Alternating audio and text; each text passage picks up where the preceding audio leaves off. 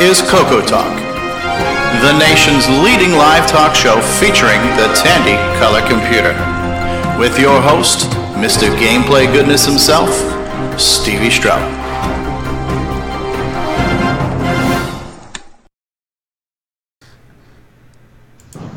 All right, welcome back, everybody. Welcome to episode 23 of CoCoTALK Live. Today is August 26, 2017, and we've got another great show in store for you, and we've got a great panel of guests as always, and so I'll just go ahead and start introducing who we have here with us from the top right-hand corner. The legendary, iconic, prolific Steve Bjork is with us. The lovely and talented and breaker of things, David Ladd, is with us. Host of Ron's Garage, Ron Delvaux is here. Creator of many foreign imported games, Nick Marentes is with us from Australia. G'day, Nick. G'day. From the Wild East, we've got Barry Nelson. Mark Overholzer is with us from the Great White North. L. Curtis Boyle. We have Grant Leedy with us. We've got Jay Cyril with his nuclear explosion. And we're also very happy to have a very special guest with us from the Retro Video Game Music Revival Hour, Edgar Valasco. Welcome to the show, Edgar. How are you? Greetings and salutations to all. It's great to have you. So we're here to talk about what we love talking about, which is the Tandy color computer, as we like to call it, the CoCo. And this is it. This is CoCoTALK episode 23. We don't have a specific topic, but we do have a handful of things and segments we're going to cover. And a few things came up in the mailing list, even just today, this is the thing I love about our little community here, is that even when we're like less than an hour from going live and I'm like, dude, what are we going to talk about today? Poof, something shows up. It shows up in the mailing list or it shows up on Facebook. So there is literally, there has not been a shortage of things to discuss in 23 weeks so far. So that's been kind of great. And going around the room before we get into the show, and I know, Ron, you're pressed for time, right, Ron? You've got, you want to... Yeah. Okay, so we'll get to Ron's Garage first, but just going around the room real quick, everybody want to say hi and maybe tell us what's been going on with you this week, anything you want to share with us that retro fans and geek culture people might find of interest? Nothing new for me. Okay, yeah, we don't all have to go at once now. Back in 1974, I just had my wedding anniversary yesterday, and that was fun. All right. Before any computers. That's awesome. That is awesome. I put a Final Grom 99 cartridge on my TI 99 4A, and I've been playing around with tons of cartridges, images I could not run before, which is been keeping me busy. My CoCo's also been keeping me busy. Is that similar to like the CoCo SDC, where it's real hardware that then runs images? No, it's more like the CoCo Flash. It loads cartridge images, not disk images. Okay. Okay. For disk images on the TI, I've got one of those floppy disk emulators with the HXC software on it. Okay. Okay. Very cool. So Jim Brain wants to know when he wants to come in and discuss hardware. Jim can join us anytime, and we'll do our quick introductions, and maybe we'll talk about the hardware discussion, and then we'll get into Ron's Garage. But why don't we also start by introducing our special guest who's not been on our show before, Edgar Valasco. I have been watching your Facebook group for a while, and you got all kinds of cool little clips and music stuff and cool little nostalgic stuff I've been watching on Facebook, but I just recently also started listening to your podcast, and the one I've been listening to now is the Retro Video Game Music Revival Hour. So maybe you want to tell us a little bit about yourself and some of the things you're doing in the nostalgia communities? Well, first and foremost, thank you for having me on your show with an elite panel of individuals who are probably 10 times as smarter than me in putting together a computer than I'll probably ever will be. But pretty much for me, it's in the retro community and anything in general, it's always fun for me, I always find it as a learning experience because there are certain things in my childhood that I was never, appreciative of or never got the chance to get into. Especially when it comes to video game music and anything nostalgia with, these days, when someone mentions nostalgia, people usually think it's like a quick cash-in thing, when in reality, nostalgia to many of us, it's something that we're invested, not so much financially, but more emotionally, because like, look at the current status right now where DuckTales has come back and Sonic is like the #1 video game right now. Like somehow we all fell into a wormhole filled with Mountain Dew, and we're back in the 90s. Where's my Surge? I know that Zima recently came back and actually. So like, yeah, to some corporations there is that financial status that they need to make that easy buck, but for those who really know it, there's like a huge investment in all of us that it kind of pulls at the heartstrings, but also brings us back to a time when it was simpler, that maybe we didn't understand things, like especially when it comes to video game music, where whatever systems from the generations were, be it before or after the video game crash of 1983, 1984, there is something that be it World 1 for the first Super Mario Brothers, to whatever orchestral composition is made for whatever triple game. There's always something that it's something that gets us, that we put something that we used to put a lot of investment. Barry, can you mute your mic when you're not talking? The bird is hijacking our speaker right now. Oh, I'll try to do that. Hold on. Sorry about that, Edgar. Thanks, Barry. No, it's cool. It's understandable. The bird wants to, apparently. The bird's chiming in on nostalgia as well. So, the bird's having a retro nostalgia moment too. So what's the bird's name? CoCo? The bird's name is actually Einstein Bird. No, but it's also, similar to like this podcast that you guys are discussing about the TRS-80. There is something with that we had a connection to growing up, or even to the current times, where even if it's something that we didn't put a lot of effort in or a lot of heart behind, there's always that learning experience of like learning about it, why it's popular, or why it kind of reaches us beyond a level where we understand it more so, and even love it even more and appreciate it more in current times than we did in our youth. Absolutely, that's true for me. Yeah, I've learned so much in the past couple of years. Well, we still play Monopoly. We still play all kinds of these board games, and they weren't developed yesterday. They can, and we have, there's lots of people that play chess and checkers, and Lord only knows how old those games are. Why should computer games that are good be any different? Yep.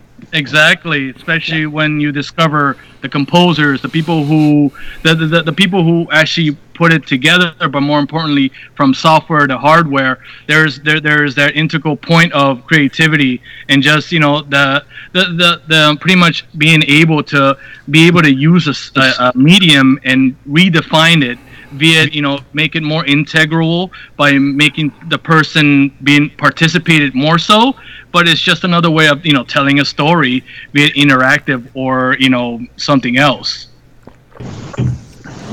Yeah, I agree. I mean, you're specializing in video game music, and I mean, I don't think a lot of us, the ones who were kids back in the day of the CoCo's heyday in the 80s, kind of realized how much the backs up were against the wall to get sound out of the thing, because we didn't have a dedicated sound chip like the Ataris and the Commodores did. So you have a much better appreciation now that for the games that do have really good music in them, like how hard that was, especially if it's trying to do it simultaneously while you're animated graphics, etc. Yeah, you literally had to push out 6 bits at a time. Yeah, our system was unique in the 80s. We had the worst sound of any 80s era system, next to the Apple II. Next to the Apple II. Yeah, so Apple, Commodore, we had 6-bit. Atari. The Apple only had 1-bit. Ah, yes. So we were in second place for crappy sound. Well, we might have been ahead of the ZX81 and the 82, I think. Yeah. No, but it's also just how people were able to make a lot with so less. You know what I mean? And truly appreciate that more. Like, wow, they probably put a lot of like maybe 8-hour weeks or something like that to just, even if it's the simplest sound from a enter or accept into just like a little title screen or something like that, a little 30-second loop. You start to appreciate that they put a lot of effort into something that maybe someone would brush their shoulder, wouldn't even acknowledge. But the fact that a lot of effort is put into something, and it's now appreciated into, there's various communities that appreciate that, from what you guys are doing, video game music, cartoons, or even anything created. As long as that medium is there, there's always going to be, like I always say, there's an audience for everything. Sometimes it takes time to get there, or sometimes that they just need to be pointed in the right direction. Like, oh wow, I was into this, let me follow it, and then that area that grows, and then you got a whole community that truly appreciates that, and then it's followed more, and all you can do is just grow and grow. You meet people, and you see various, I would say, from various people, their interactions. But more importantly, just different point of views of maybe the same thing, and you begin to appreciate how vast, in a way, it's a learning experience from when you thought you didn't want to learn. Yeah. Edgar, I was going to ask you. I haven't heard your podcast. Do you kind of concentrate on the video game music as a music, like as from a music appreciation side? Do you get into the technical side, like we really push the sound chip to do something it wasn't designed to do, or do you cover all of that, or how does it work? I wish I could do that, but then the podcast wouldn't be about the music; it would more be the technical aspects. What I do is basically, it's either pick either a subject, a composer, or a specific theme that follows. Like, oh, this is a holiday episode, so we'll put up some Halloween-related games and things like that.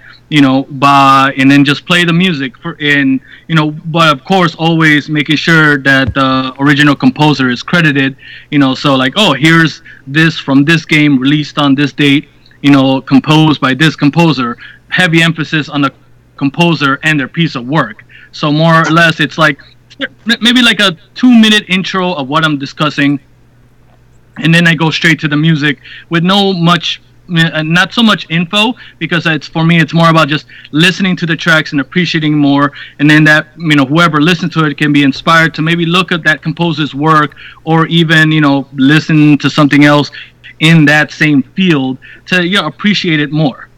Range from like current and like past games and systems and things like that. Actually, along those lines, would you say that there's quite a difference between the 8-bit and 16-bit era of the video game consoles? Oh, yeah, definitely, in terms of just, of course, the advancements of technology. Super Nintendo at the time, using a sound chip that was created by Sony that helped elevate that musical tone, where 8-bit was more or less, I believe, only five channels of particular, tunes they can use, where 16-bit is a lot more like you want to hear a bass from a game. You can actually hear the bass line of it on a 16-bit console, where 8-bit, you only get about those 5 proper channels, and it's very limited. But you get to appreciate it more in that way, because they, again, like I say, they did so much with so little. Right, and again, even to this day, where they're independent artists that have their keyboards hooked up to an original Game Boy to get some interesting sounds. So there's that weird, advancement, but still, appreciating the past, but also making way that how it made the way for future compositions to be like that. So for me, it isn't like, oh, this sound chip is better than this sound chip. For me, it's more the overall, like, this sounds great, this is amazing. It doesn't really matter for what console or what generation it comes from. Mm-hmm. Okay. Do you also cover like just stuff that's not game related but computer music related, like some of the stuff that was done with MIDI back in the day, or maybe some of the mod player stuff like the Amiga did? Do you cover any of that kind of stuff? I did do an episode covering. Actually, I have 2 episodes.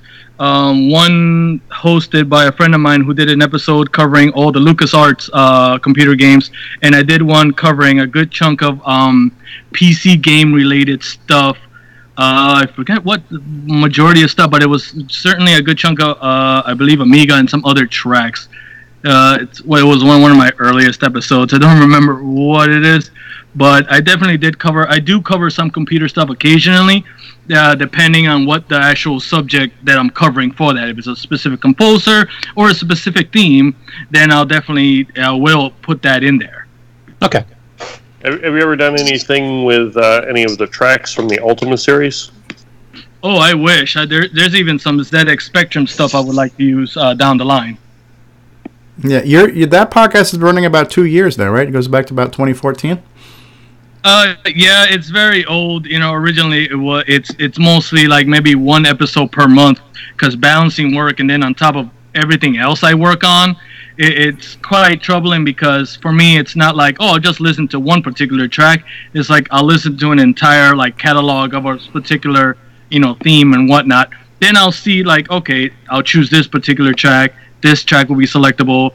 This one sounds okay, and then from then on, because it isn't just this one. I have another podcast called Nostalgia Road Trip with me and a friend, discuss just random stuff. He loves a bunch of LucasArts game. He discusses it, while me, I'm not the straight man in that podcast where I'm more of a discuss anything out of my butt. He's the straight man who discusses his love for all Amiga, ZX Spectrum, all that PC related stuff, I believe, and for that, that's his thing. Well, I try to at least maybe in a way trying to trample on whatever he's trying to get on and just throw anything out. Because I have covered a lot of Amiga, MS-DOS, some Windows and Mac stuff, Amiga 500, some Commodore 64 stuff, as well as just those familiars.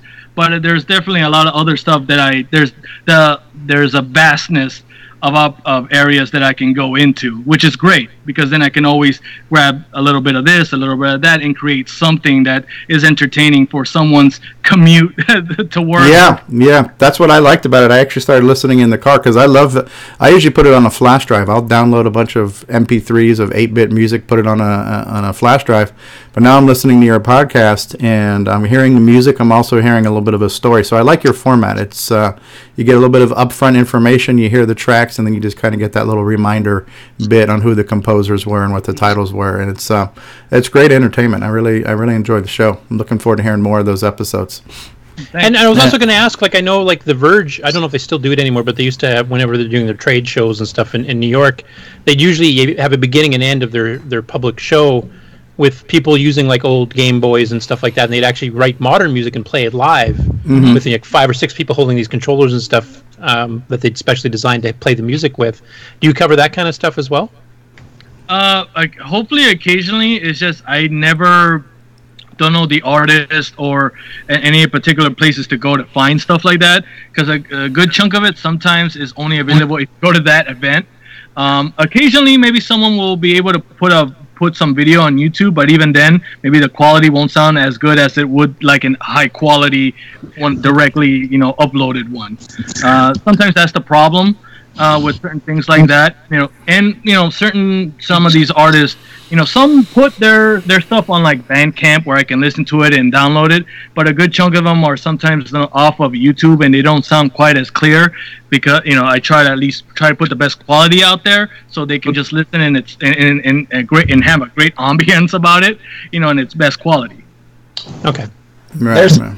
There's a band out of Los Angeles called 8-Bit Weapon, and they use Game Boys, Commodore 64. They just did an album with Apple and a specialized parallel processing, get 8-bit sound.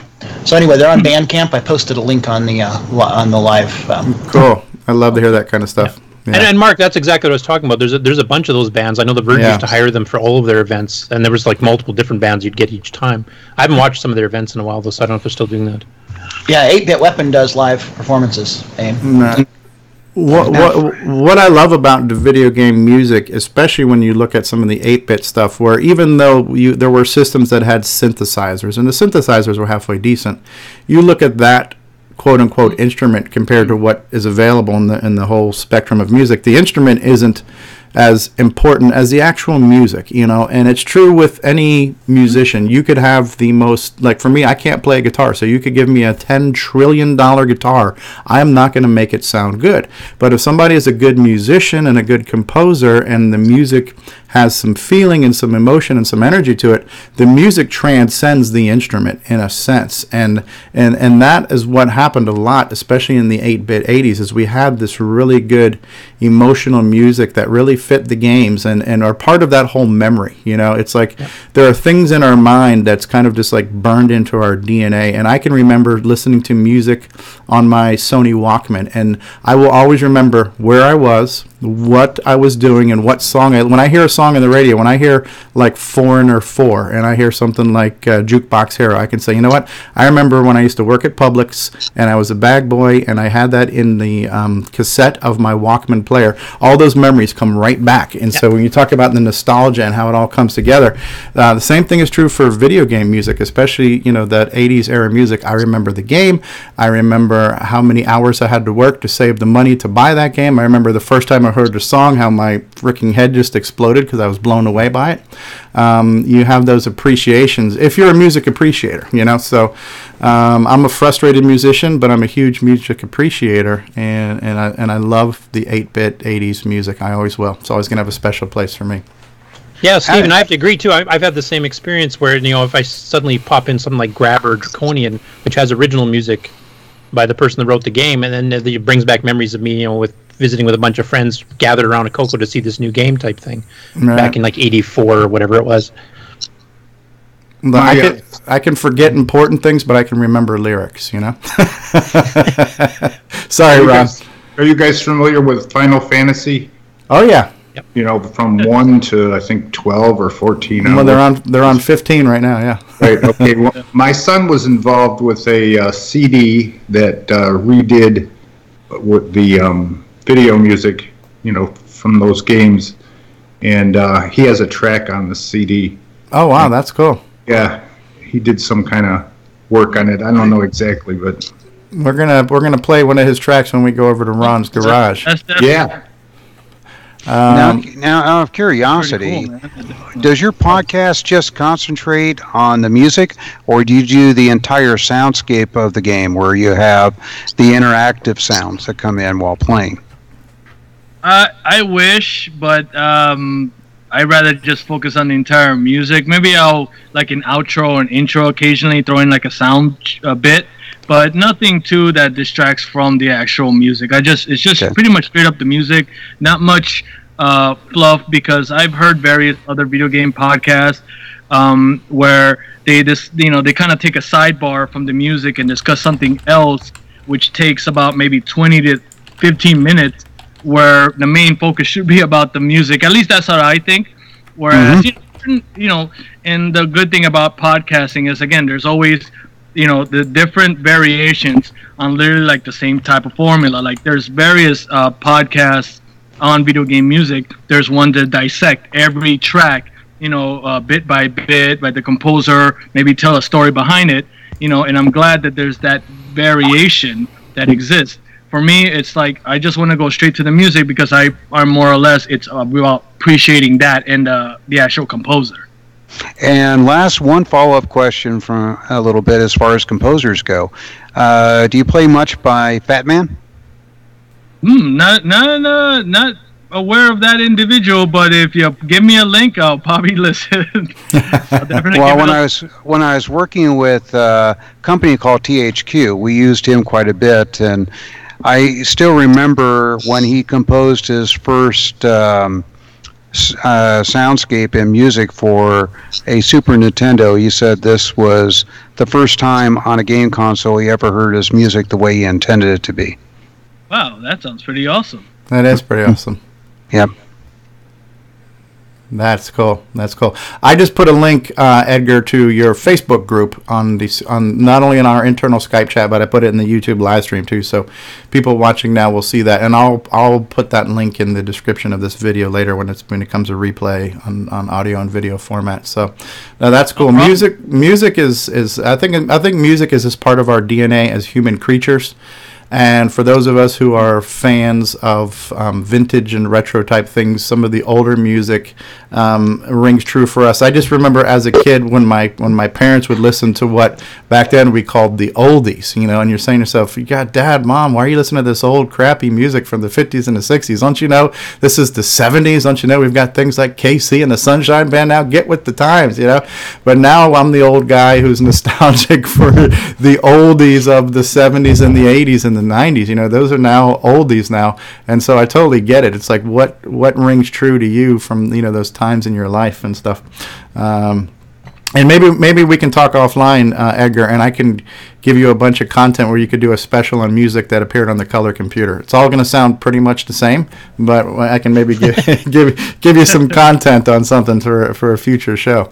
Very cool. Very cool. Bruce Moore has just joined us. Hey, Bruce, how are you? Or maybe not. Let me say hi to Luis in the chat. So Luis Fernandez in Mexico is in the live chat with us. So welcome, Luis, and welcome, Bruce, if you can hear us. Mike's plugged in finally. All right. Can you hear me? Okay. Can you hear me now? Yeah. Yes, we can hear you, Bruce. As a musician and AV guy, you ought to be ashamed of yourself. All right. So why don't we do this? Because Ron is a little bit pressed for time. We can always jump back, but let's jump into now. What are we gonna do, Ron? Because you gave me the video of the printer. Do you want me to show that video, or do you want to show something yourself from your camera? Show that, and then we'll do the FidoNet stuff or whatever, and then. All right. I got a screen here I want to show and talk about a little bit, and then. Whatever. Okay, I'm gonna share sound here for just a minute so you guys can hear Ron's little intro graphic here. Hello, Simon Jonassen, the Madman, has joined us as well. Hey, Simon, all the way from Denmark. All right, so guys, be prepared to have your mind and your ears blown, because this is actually Ron's son is playing this track here right now too. It is time for Ron's Garage with a peek into the past featuring the personal computer collection of Ron Delvaux. Take it away, Ron. How do you like that talk over? That's pretty crappy, right? So Good enough. All right, so I'm going to go ahead and pull up that video, Ron, so bear with me for just a second here. I got to find it now. You can go through the Rainbow on disc. That would be cool too. I'm not physically, technologically, or mentally prepared to do that. We might have to save that for another week. Okay. I can play a video clip. I'm good for that. So okay. But tell us about that while I'm getting the video queued up. It's the Rainbow on tape? Yeah. Rainbow on disc. Yeah. It's just October '89. I picked one up and I threw it on the emulator thing and copied it so that we can all play with it. I put it on my site there. There's the floppy. You can see it. The floppy's cool because it's nobody else can see it yet because I'm trying to find it. Is your video on your page now too? Yeah. The printer video? Mm-hmm. And is that this one right here? No. No. That's a picture. Is it? It's not this one here, is it? No, that's the one. Maybe it's not there. Okay, YouTube video. Printer can print again. Let me make sure that this is it, and then I'll switch screens where everybody else in the live stream can see it. Okay, here we go. So let me switch over to where everybody else can see this live. It's got 7 seconds of that logo, so go ahead and that's fine. We're going to maximize this right now. All right, here we go. Ron Delvaux's Garage. Ron Delvaux, I wanted to show you guys how you can get your printer to work again with the old cartridge. I don't hear sound. I took some I got to share audio with you guys. WD-40 and sprayed it in the cartridge and let it set for a little while. Then I loaded up Ultimate Term and let's see how it works, or if it works. I love those monitor switches. Those were so cool to have. Something from CompuServe from back in the day, which is pretty cool to see. It's so cool that he still got CompuServe saved on his computer. 12/16/1990, before the internet. That brings back memories. Ultimate Term and CompuServe. That brings back memories of really large bills. Yes. Especially Paying by the hour, right? Let's print the buffer. Oh, P. And speaking of memories, dot matrix printers. I put WD-40 in the cartridge. And I got it to print again.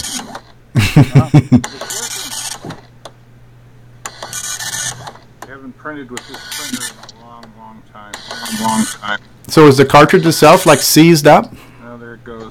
No, it wasn't seized up. It was just dry. Okay. So I put, I just sprayed it in there about 10 minutes before I did this, but now it works perfectly because it got the saturate in there. So the WD-40 kind of reactivates the ink on the fabric and rejuvenates it? Nostalgia. Yep. 600 baud. DMP 110 right there, huh? Yep. Really cool. That's cool. If you look at a print cartridge, it's probably slightly damp to the touch. You know, if you ever touch them, they're not dried out. So that's what happens after many years. They Right. just Right. Okay, let me switch back over here. I had to, I've realized that now I need to almost get like a third monitor because of the way I'm doing things. You need a TriCaster is what you need. That's all we need. All right, well, we're going to take a quick commercial break, and then we'll come back and we'll talk about some more stuff. Welcome to the show, Simon. Glad to have you here. And we'll be right back after these messages. Guys, Original Gamer DDOS here, and when you're done with CoCoTALK, if you gotta have more cowbell, then head on over to my YouTube channel for your share of gameplay goodness. There you will find over 1,300 family-friendly gameplay videos. Everything from the old school to the next gen, and over 200 color computer gameplay videos, as well as interviews and replays of CoCoTALK. So if you need your share of gameplay goodness, then check out the Original Gamer DDOS on YouTube at youtube.com/ogStevieStrow. Hello, my name is Grant Leedy, and I watch the Original Gamer DDOS.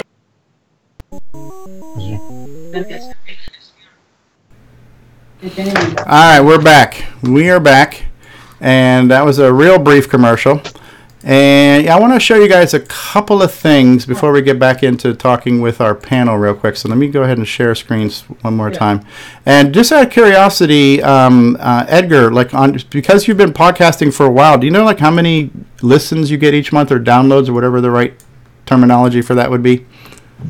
Looking at the statistics too, like the SoundCloud thing, I pretty much get, depending on what the episode covers, about maybe 30 to 60 listens per day. So like per day.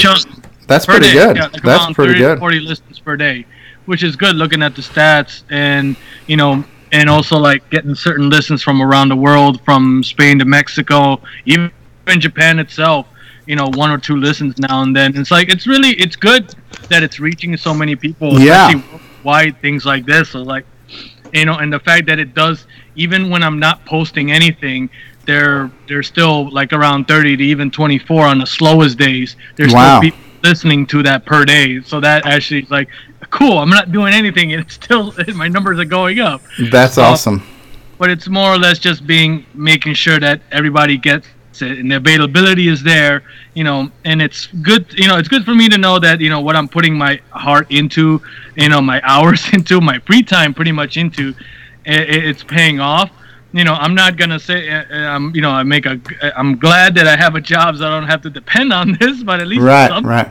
Yeah, no, that's cool. That's impressive. That's really good. So,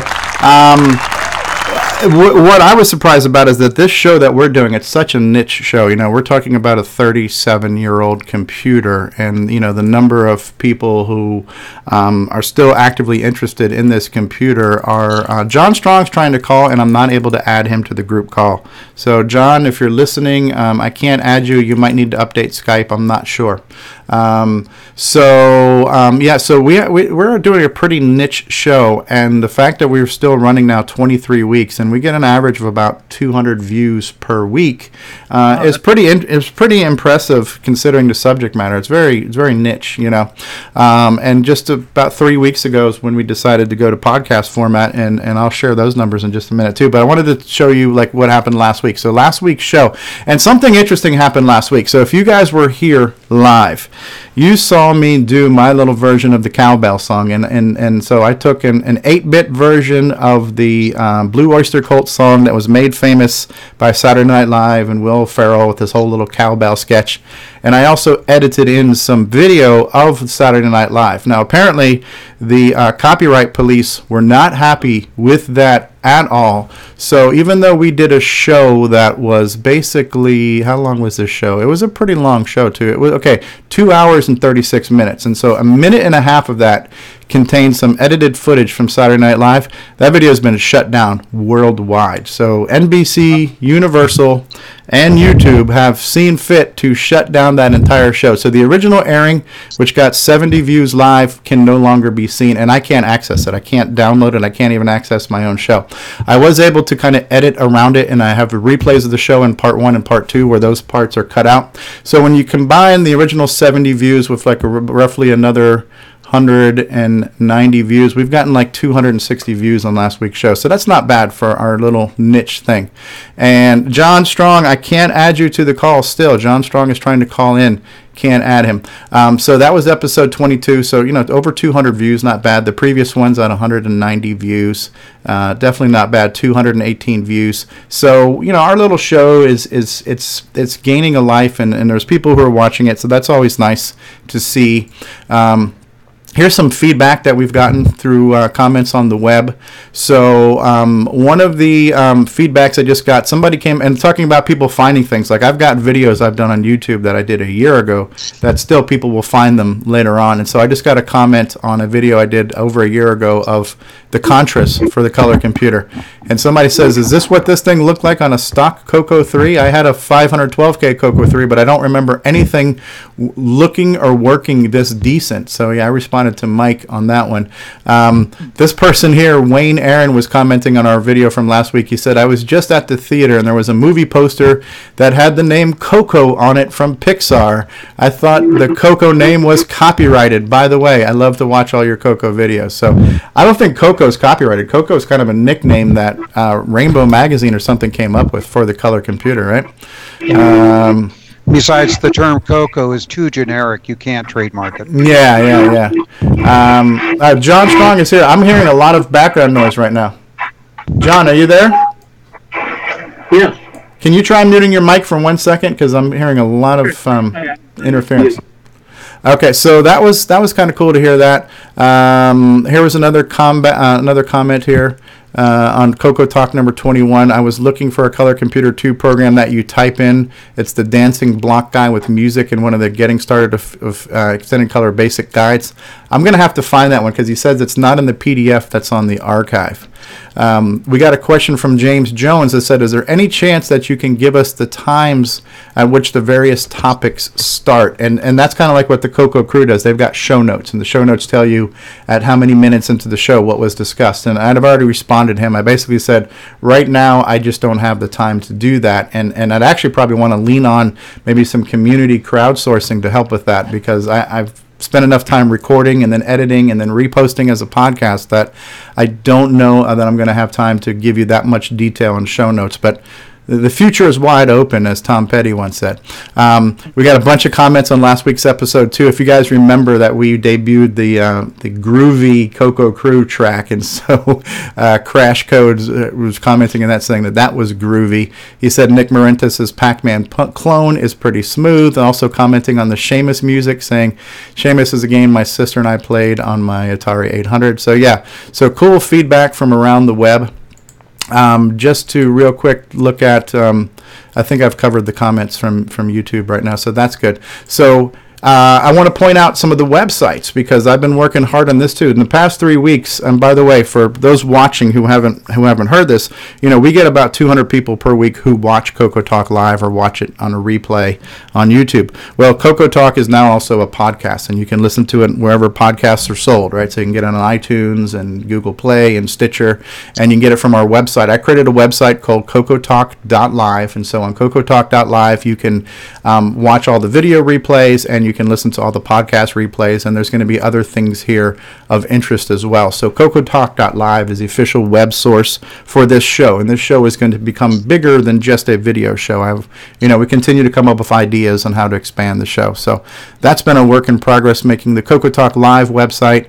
I'm a coconut.com too, shameless plug here, but this has been a page I've had forever where I've been compiling links that I've been discovering. Well, the links got to be so many that I couldn't fit them on one page anymore. It got to be pretty busy. So I've turned the links page into a links site. So if you go to imacoconut.com, you can find links based on different categories. So for example, like communities and events is one of the categories where you can get the links to Tandy Assembly and the Color Computer Facebook group and the MC10 and Dragon Facebook group, right? So blogs and projects. So as people make me aware of the different projects they're working on, I will have links to all the various projects. Most recently, Barry Nelson informed me of the links of his RGB to SCART cables and his composite designs, and I've got all the links now for Roger Taylor's CoCo on a Chip project, right? So if you're interested in the Tandy Color Computer, you can go to imacoconut.com, and as I discover more information or people provide me more information, we'll continue to update this site. And then also here, shameful plug, this is a new website I've tweaked as well, but our retro swag shop featuring custom design merchandise by Instagram artist Joel M. Adams, who happens to be the son of Rick Adams. Well, that website is 8bit256.com, and members of the show, we all now have our official CoCoTALK t-shirts, right? Except me, of course. I'm going to be the last one to get it. But yeah, we've got all these cool t-shirts and coffee mugs you can get, and one of them is the official t-shirt for the CoCoTALK show. So if you like CoCoTALK, maybe grab yourselves a CoCoTALK t-shirt or coffee mug or whatever the case may be. Cool stuff like that. So those are some websites I've been working on. I've been really busy these past couple of weeks. And speaking of numbers right now, we've only been a podcast for about 3 weeks. And in the past 3 weeks, we've gotten 733 downloads to our episodes. So we are averaging 30 plus listens per episode. The most listened to one right now is episode 1. It's been out there the longest. But the second most listened to one right now is our OS 9 episode, which I only published maybe 2 days ago. So OS 9 is almost as popular as our first episode. So I thought that was kind of interesting. Just wanted to share some of that with you guys. So yeah, things are happening in our little community, our obscure little retro community. So good stuff. Ron, you got more stuff to show us? Well, I just wanted to show you how terrible it is to see the CoCo 1 on TV with a TV. Yes, it is. It's terrible. It's terrible, but it's lovely at the same time because it just brings back memories. Yeah, it's nostalgic. Nostalgic. Can you see all the green letters? Yeah. They're supposed to be black. Oh. That's not supposed to look like that. Okay. Oh, well. That's it. I just wanted to show how terrible. Newsflash! Old TVs look like crap. This just in. From now there's VGA. There's all kinds of units to hook up to it. So. Very cool. I gotta go. All right. Hey, Ron. Thanks. Somebody else can come in. Thanks for showing us the printer video. I will put a link to your Facebook group now, too, because Ron's Garage, he's created a Facebook group, and Ron's got some incredible photographs. He's got an incredible collection that he's been maintaining. He's got some really cool stuff. So we'll see him. We'll see the pictures, and then we'll see him showing them off on the show. Thanks, Ron. Thanks a lot. Take care. All right. See you, Ron. Davey Mitchell's here in the live chat. How are you, Davey Mitchell? Davey Mitchell says, I used to have an audio cassette of Dragon stereo music. It was made using 2 Dragons, both running 4-channel composer music with slightly different arrangements for the left and right channels. Forgot who came up with it back in the day, though. Oh, that's cool, Davey. That's very cool. Thanks for sharing that with us. John Strong, you joined us a little bit late. How you doing, John? Or maybe he's still muted. Simon Jonassen, welcome to the show. I'm unmuted. Oh, you're unmuted. Okay. What's been going on with you lately, John? We have not had you on the show in a while. I know you're busy too. So what's going on in your world? Just really busy here. You can probably hear it. Now. I can. The volume and the quality are both very poor right now. Okay, how about this? Any better? Any better? Not really. Okay. One of the joys of doing a live Skype show. Well, I think my cable on my headphones wearing out. All right. Well, we'll give you a second to get situated there. And Simon Jonassen from Denmark, the madman who's been cranking out vector art and 3D polygons and all kinds of other cool things. And I just saw one of your most recent videos, Simon, where you've got IRQ-based music playing in the background while you're loading files off of a floppy and running a demo. And does the madness ever end? No.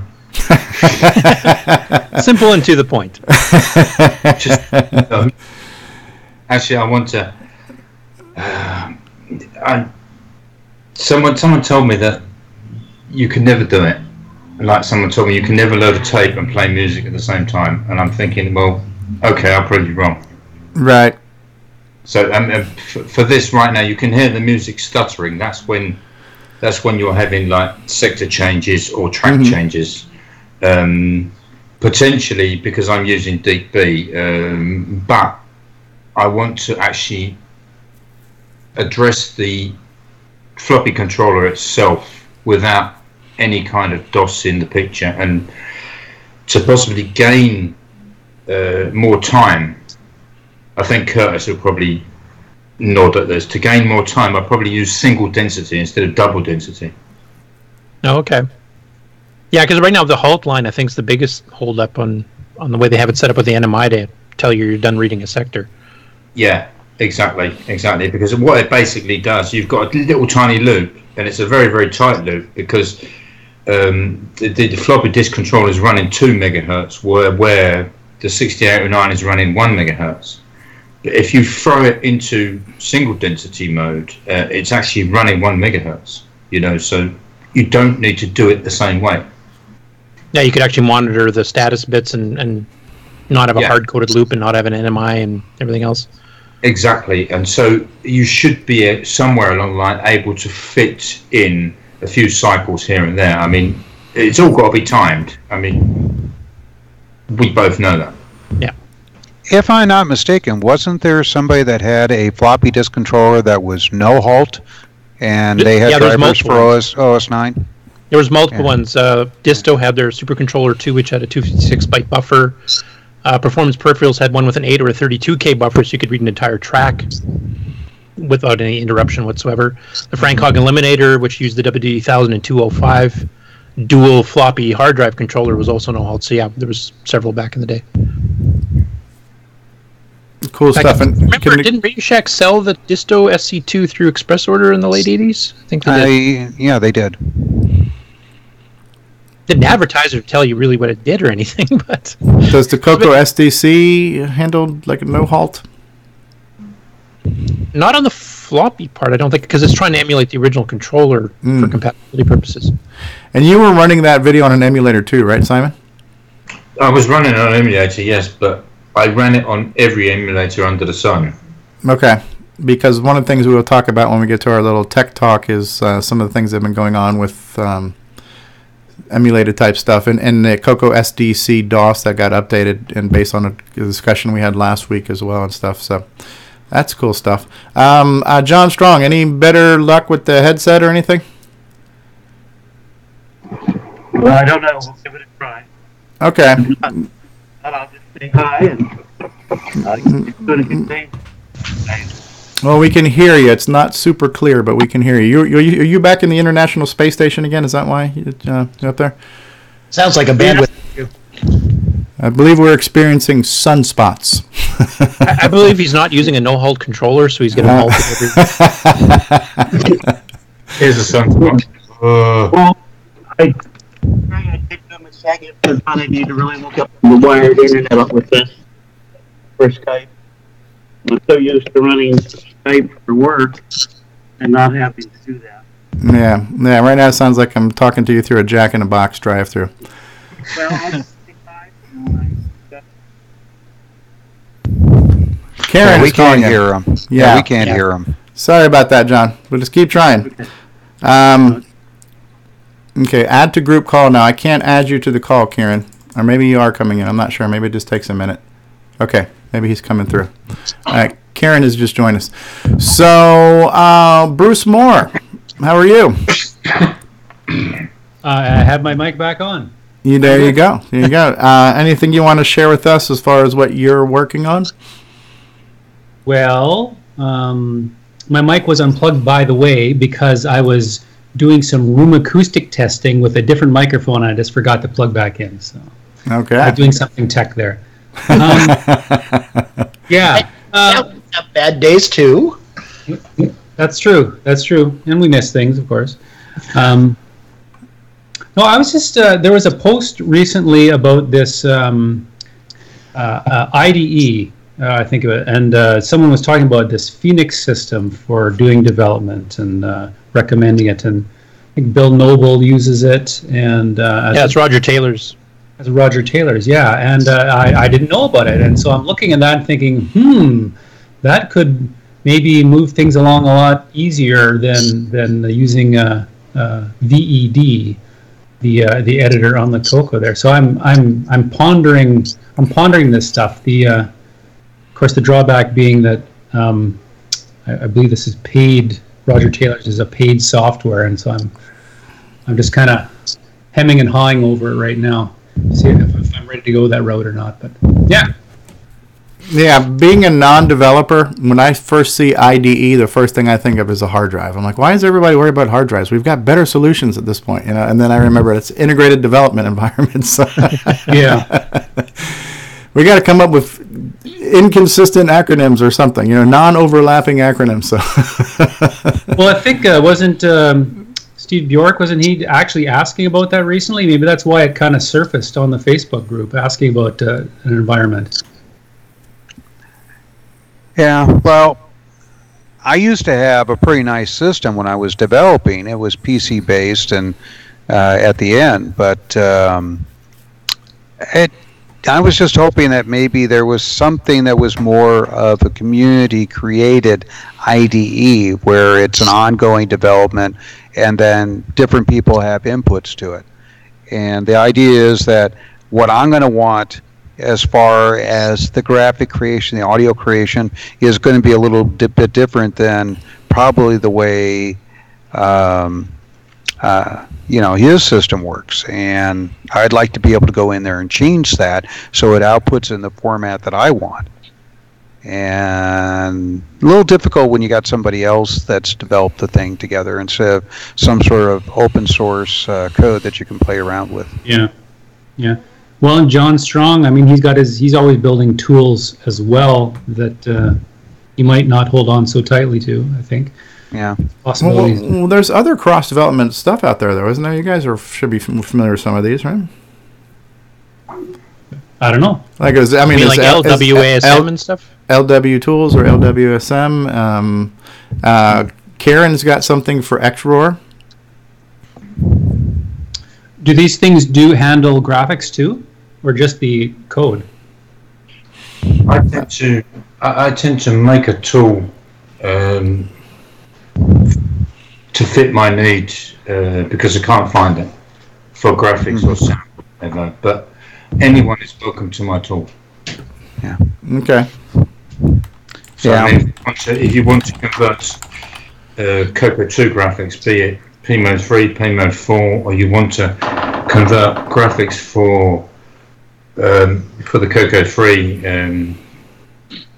I do have the tools for it, but most of my tools are Windows based. But it's simple code, and you could take it, run with it, and okay, I understand how it works. Yeah, one of the things I'm thinking for the graphics like that, let's say that you've got an object that is a sprite for a character, you're going to have main classes of what the character looks like when he's standing, or when he's jumping, or when he's running, or dying, whatever it is. And those classes have animation sequences through there. And I want to be able to have the system output it so that when my program hits that graphics data set, it can figure out from the information of how to run the animation. So basically, you just want to frame this like an animated GIF. Exactly. Yeah. Say, right, it's got so John Strong has demoed his tool set that does do that, but again, that's not necessarily freeware, but I believe he does share it. Okay. I'll talk to him. We'll see. Eventually, maybe that might be the thing, is because the way the community is, and you can't make money off of this stuff really, is to try and put together some sort of open source project to create everything. Mm-hmm. Yeah, and there was somebody that had made that whole game development system. We looked at it on a podcast. Can't remember the Dino Sprite. Dino Sprite. We did not too long ago. I don't know if that had actual editors though. If that was more just the development side. Or routine library calls. I was looking at that too, and it is pretty cool. This is Jay. Hey Jay. And it is pretty cool, like for what it does, but it would not. I don't think it would generalize well into an IDE type situation. So it's probably more. I think on the episode that I did with MAME when I was on, we had talked a little bit about open source type development tools. It's still something I don't think is really, really been developed. I guess to use the same word again, but it's something I had mentioned if we would want to look into that. So maybe it's something as a community we can start thinking about, maybe moving towards. I think it'd be a good idea. And the other thing I'm looking at is, for my needs, I'd rather create it for a non-OS 9 environment, because as far as I'm concerned, OS 9 just gets in my way. You and Nick would be in total agreement. You hear that, Nick? I totally agree. Yeah, I would echo that as well. I guess my thing about it is, I think we have to try to come to a consensus on. In my opinion, well, we've got to stop right there. You got to stop right there. This community's never come to a consensus on anything. So that is true.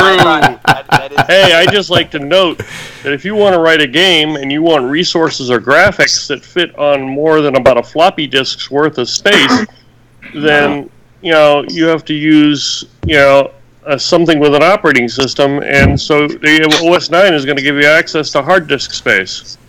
No. Slow down a little bit. Nick will agree with me completely. Our games have their own operating system in there, and we can expand that operating system to access other environments. We're not limited to just talking to an old-fashioned floppy disk controller. Hey. Yeah, so I guess my thought was on that whole thing is to use, and I don't know, and like you said, getting consensus on this will probably be impossible, but my thought was to use something that is fairly cross-environment, something like Java or something. Just real quick, Edgar's got to go. So, Edgar, thanks for stopping by today. Thanks a lot, Ben. It's definitely been a pleasure, and you guys talking about this is definitely like a learning experience where even I might definitely read up on the CoCo and see and discuss with my other friend who definitely is a heavy PC user about this, and then we actually might have something to talk on my own other podcast. There you go. And I'll get all the links and I'll post them later. But thanks for stopping by. I appreciate you being here, sir. No problem, Chief. You guys take it easy, and thank you so much for this opportunity to talk. Thank you. No problem. Take care. Later, Edgar. Later. Sorry about that, guys. That's all right. That's all right. We were basically saying that OS 9 sucks, right? No. OS 9 has its place. It just doesn't have a place for games. There you go. I disagree. There's a number of games that are written that run under OS 9, and it all depends on what type of game you're trying to write, etc. Okay. If you want to do your Candy Crush, or you want to do your board games, or you want to do that stuff that don't require a lot of CPU usage and like that, sure, go ahead, use OS 9. But if you're getting in there and you're trying to work hard on the graphics and things like that, and you've got screen modes that would never, ever possibly work under OS 9, I don't see how you could use OS9 for those games. Yeah, well, that's the other thing that's nice about like doing something that's open source is that if you have a group of people that want to do RS-DOS, they can develop the libraries for that. Somebody wants to do OS9, and it can all be integrated into the environment. So yeah, I agree with that. That it should be able to handle both. And Steve's right. I mean, if you want to do casual games, OS9 is fine. You can do some limited arcade games. You just can't push the hardware to the absolute limit because otherwise you have to basically shut OS9 down anyway, and then take it over. So. Well, but you can do that. I mean, you can use the OS to load your resources and stuff into memory, and you can actually then pause the kernel and shut down the interrupts and take over the machine. Yeah, but at that point, why not just go right into a bare like RS-DOS and just go from there? Like, why even go into OS9 in the first place? Because, as I mentioned earlier, RS-DOS, you essentially have access to one floppy disk of 35 tracks. OS9 gives you access to larger floppies and hard drive space. You've got a lot more room to store your resources, etc. Yeah, well, to each their own, I think. Yeah, well, GDOS will do its own thing. Yeah, and we've got things like the CoCo SDC now, which kind of break the storage barrier problems. We've got things like Ed Snyder's Media Streamers, where you can play streaming video clips off of the CoCo SDC. Some of the benefits of OS9's storage capability are definitely noteworthy, but I believe those things are not impossible tasks to achieve now with things like the CoCo SDC and like the flash storage and things like that. So they're certainly not impossible to achieve. It just it involves writing all of your O&IO routines, etc. Yeah, right. Well, Steve, as you said earlier, CoCo users will never have a consensus. Let's agree to disagree and move on. That's awesome. Yeah, I mean, I think everybody's going to develop for what they like. There's enough products and people to have the things they enjoy. It's no different than Windows versus Mac, Nintendo versus PlayStation. It's just personal preference and what you use it for. Mm-hmm. So, Grant, how are you today, sir? Doing pretty good. Yourself? Not bad. Do you have a newbie question for us this week? Yes, I do. Well, let me get your infographic queued up here because we are a professional outfit here. So I will go ahead and share the sound here so you guys can be wooed and awed by this little thing here. So hold on 1 second. It is time for Newbie Talk with Grant Leedy. Take it away, Grant! Now, wasn't that amazing? That was so professional. I'm overwhelmed and speechless. I think I just stopped sharing my whole screen. It's Newbie Talk with Grant Leedy. Thanks, Steve. Well, the question I have today is about joysticks. Some of us, have a real CoCo, so we all know we want the deluxe joystick and not the loosey-goosey's joystick.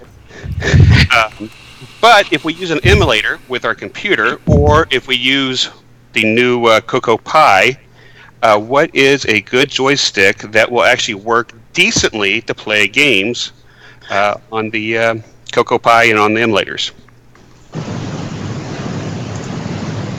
Anybody want to jump in on this? Yeah, that's a very open-ended question, which it's... so far I've tried the Xbox 360 controllers, the Xbox One, the PlayStation 4, and then there's a whole bunch of the NES and SNES style controllers that I have tested with RetroPie.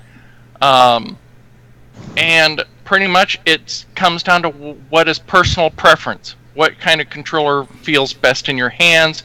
What do you want to use on those? Because at this point, pretty much all of them that I've tested work. So it's just a you. What do you want? Well, let me It also depends on the game you're playing too, because some of them do want more loosey-goosey style, like Polaris or something like that.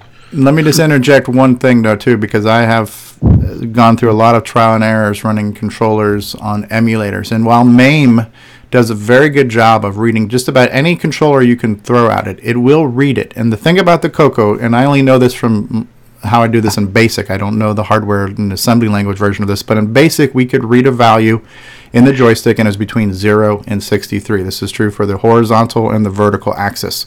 With all of these non-CoCo controllers, you've got a really hard time reading the 0, 0 coordinates of the top left-hand corners, the upper right. So your absolute corners are still very difficult to read. What MAME does a good job of is reading the actual 0 to 63. It reads if you want to do like a plus formation, it reads all of those values very analogously, but capturing the corners, I have not found anything outside of a real CoCo controller that actually lets you get those absolute corner areas. And depending on the game, that may or may not affect certain skill moves and stuff. Does MAME have I haven't really played with joysticks too much on MAME, but does it have any type of offset or neutrals that you can employ in the corners or in the center to give it a bit of leeway that I know like in Windows, in the actual setup itself, you can put in some neutrals, and I know like on the Xbox, the actual hardware, you can put in some neutrals if you want, if you have one of the higher end controllers. Just wondering, is that available in the emulators as well?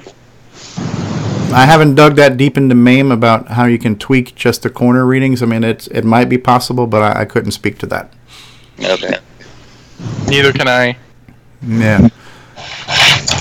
I've bought a little dongle, a USB to Atari joystick dongle. It was fairly cheap, and I plugged that into my PC, and I run MAME or VCC, and I can then just plug in any of my Atari joysticks straight into it. That seems to work. Now that's a Switch style joystick, so you basically this just on off. Yeah, that's what I like the old Right. Wycos. Okay, so it wouldn't work on certain games that require the full range, like a Polaris or Colorpede or like Double Back or something like that. Yeah. Oh well, no, but it may work. It's just I haven't got one of those other joysticks for the PC, of course. In most games I play, I only want a Switch style joystick anyway. A left, right, up, down. Doesn't care about all the multiple values. I mean, honestly, so I guess it depends on what games you play, because I mean, some of the games like speed controls and all that. But I find this little dongle's fine for most things. I actually did an experiment where I took an Arduino Leonardo, which has the ability to use different personalities as far as its USB connection, and I wired a CoCo joystick to the Arduino Leonardo. And I actually had the CoCo joystick running on a PC is seen as a PC joystick. And maybe one of these days I'll get around to documenting that and publishing my code. It's still not exactly, how should I say, user-friendly at this point. But I actually got it running. Yeah, I've got one that was sent to me by Jason Lee Cyril out of Australia. He sent me a prototype one where it's a USB. It's got some type of microcontroller in there. It's got the two 6-pin DINs, and I can run 2 real CoCo joysticks over USB. Now, Darren Grant, who is Mr. Tandy out of UK, Tandy, the actual company Tandy, is working on a CoCo to USB joystick adapter that will hopefully be available. I think November is the slated release date. So if you wanted to use a real CoCo controller, we're supposed to be able to get our hands on one this year. That'll be interesting. I didn't think Tandy existed anymore. Yeah, Tandy Computer Corporation exists, and his name is Darren Grant, and he's in the UK. So yeah, Tandy still sells products. It's not Radio Shack, it's Tandy Computers. So that's going to be interesting to see. But yeah, so getting back to your question, Grant, part of it depends on the game and the type of control feel that you want. One thing, because I have used MAME a little bit more, when you're able to bring up that menu with the tab key, you can remap joysticks. So if you take something like maybe an Xbox 360 controller that has an analog thumbstick and a D-pad, you might want to remap them for different types of games, where you could use the D-pad for the rigid 4-direction games and the analog one for the more loosey-goosey games, stuff like that, and just kind of change that on the fly. Cool. We'll have to try that out. And like I said, I haven't really tried the Coco Pi yet, so I've been playing with MAME as well. But as of right now, I can't find a joystick that is as good as the original deluxe joysticks on the real CoCo. Yeah, that would be neat to get a new one of those. That is what the games were written to work with. You know, that's why I did my little project where, and I guess you know, we have these other projects going on to interface those joysticks to, you know, the color to the modern PCs, to MAME and stuff. It shouldn't be too hard to actually. I mean, all those joysticks are is really 2 potentiometers and centering. So, you know, I think I've seen a couple of arcade-style sticks that are for sale too, that you could build a box and, you know, stick them in there. But they need a way to interface them to USB, which brings you back to either using an Arduino or a programmed microcontroller or something like that to hook to the USB connector. Yeah, that just seems. It seems like that's a. I don't know, what do you want to say? An overly convoluted way. Whoop, hang on, sorry. Yeah, we should be used to having to hack things at this point with the CoCo, right? Well, actually, you know, it's the way that a lot of these, you know, joysticks that you have that are like PS2 joysticks or, you know, Simon's showing something 2. off. Okay. That, you know, that's the way they actually, the joysticks for the PC work, is they actually have a little microcontroller in there that talks to USB port. And I'll let him talk a little bit while he was just holding in front of the camera there. This stick was made back in the 80s by my dad. Oh, wow. Basically, you know, like a child's stack blocks, stack them on top of each other. Okay. And we've got an aluminium panel, and we've got a bit of wood underneath it, and a fire button. And what we have is a dual potentiometer. Okay. So that's like the original Black Beauty stick right there. Yeah, it's a dual potentiometer. I know that RS Components sells this kind of potentiometer. That's cool. And John Strong has made one. John Strong's made like an arcade quality analog self-centering joystick with like arcade style buttons and stuff. He showed it off at CoCo Fest this year, but it was kind of like a prototype, but it's kind of like the best of both worlds. It plays like a deluxe joystick, and it's got 2 actual hardened round circle arcade buttons that you can mash on for fire buttons. And it's a really cool controller, but as far as I know, there's not that many in existence right now.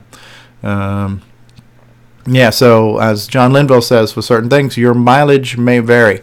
When it comes to RetroPie and CoCoPie, you can do Bluetooth pairings too. And so there's a handful of joysticks that are Bluetooth capable, that are wireless. And I know one of the ones that has been suggested by Ron Klein was the Wii U controller, where it looks like an Xbox 360 controller, but it's Bluetooth. I know David Ladd has been talking about the PlayStation 4 controller that's also Bluetooth, that handles this. How's PlayStation 4 controller been working for you on like MAME and CoCo stuff, David? I have not tested the corners. Okay. But, you know, most of the stuff that I've just used it with seems to be fine, because it's, you know, usually just left, right, up, down. I think most of the issues I ever had with joysticks or stuff, that the corners for me that were an issue were like stuff that was menu driven, like multi-view or M-shell, or stuff where you had to get to that very both left and top right, to where you needed to click on a menu or something that was on a screen for that used those full XY coordinates. Like Color Max Deluxe or something like that too. Yeah, most of the games that just use the X and Y to basically say, yes, you're moving right or left or up and down, I haven't had any problems with the corners, because There you go. Most of the games just usually, once you go past a threshold, the game works. It goes, oh, you're past this point? All right, we're moving. Right. So it may only affect a handful of games that, like I had problems with the Contras trying to go diagonally on an Xbox controller. Had problems with Downland where you have to jump diagonally to get to other areas. Even Cashman sometimes I had some issues with using, PC-based controllers. So it might depend on the game itself. Yeah. Now the controllers like the generic $5 or $10 USB NES and SNES controllers, those are instantly full value when you hit the D-pad. Yeah, it's hard right, hard left. I've never had any problems with those, but then again, then you get the nice little thumber cramp with the D-pads on the ends of your thumbs. Well, another issue too might be that the with the, like say an Xbox controller, when you're moving around the analog joystick per se, you're going to get, I think it's 0 through 256 on those. So maybe you're just not getting the resolution because it's so much more versus the 0 to 64 on the regular one. So I don't know. It's one of those things I guess, see if you can somehow tweak it that it would, be more precise about what you're picking.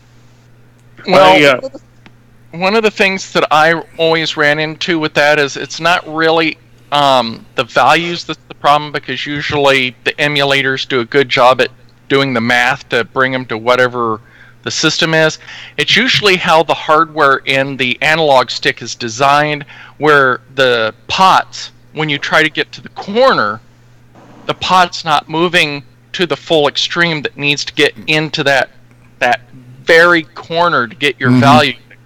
Right. And so therefore that is where you kind of need a dead zone, where you can say, well, if you get to this point, then the rest after that is maximum. So that way you can try to adjust your dead zone so that way the corners are within that point. So that way you can scale that. Like what Barry was talking with the microcontrollers, with the analog stuff, there's with the Arduino IDE, there's a function called map, where you can adjust values from this value to this, become a new range, and then that way what you adjust it and what it becomes is two different things, and therefore you could adjust the values so that they become what you need. So that's just... Meaning you can modify the output to what gets sent out to the other end of the USB port? Well, yeah, basically. Okay.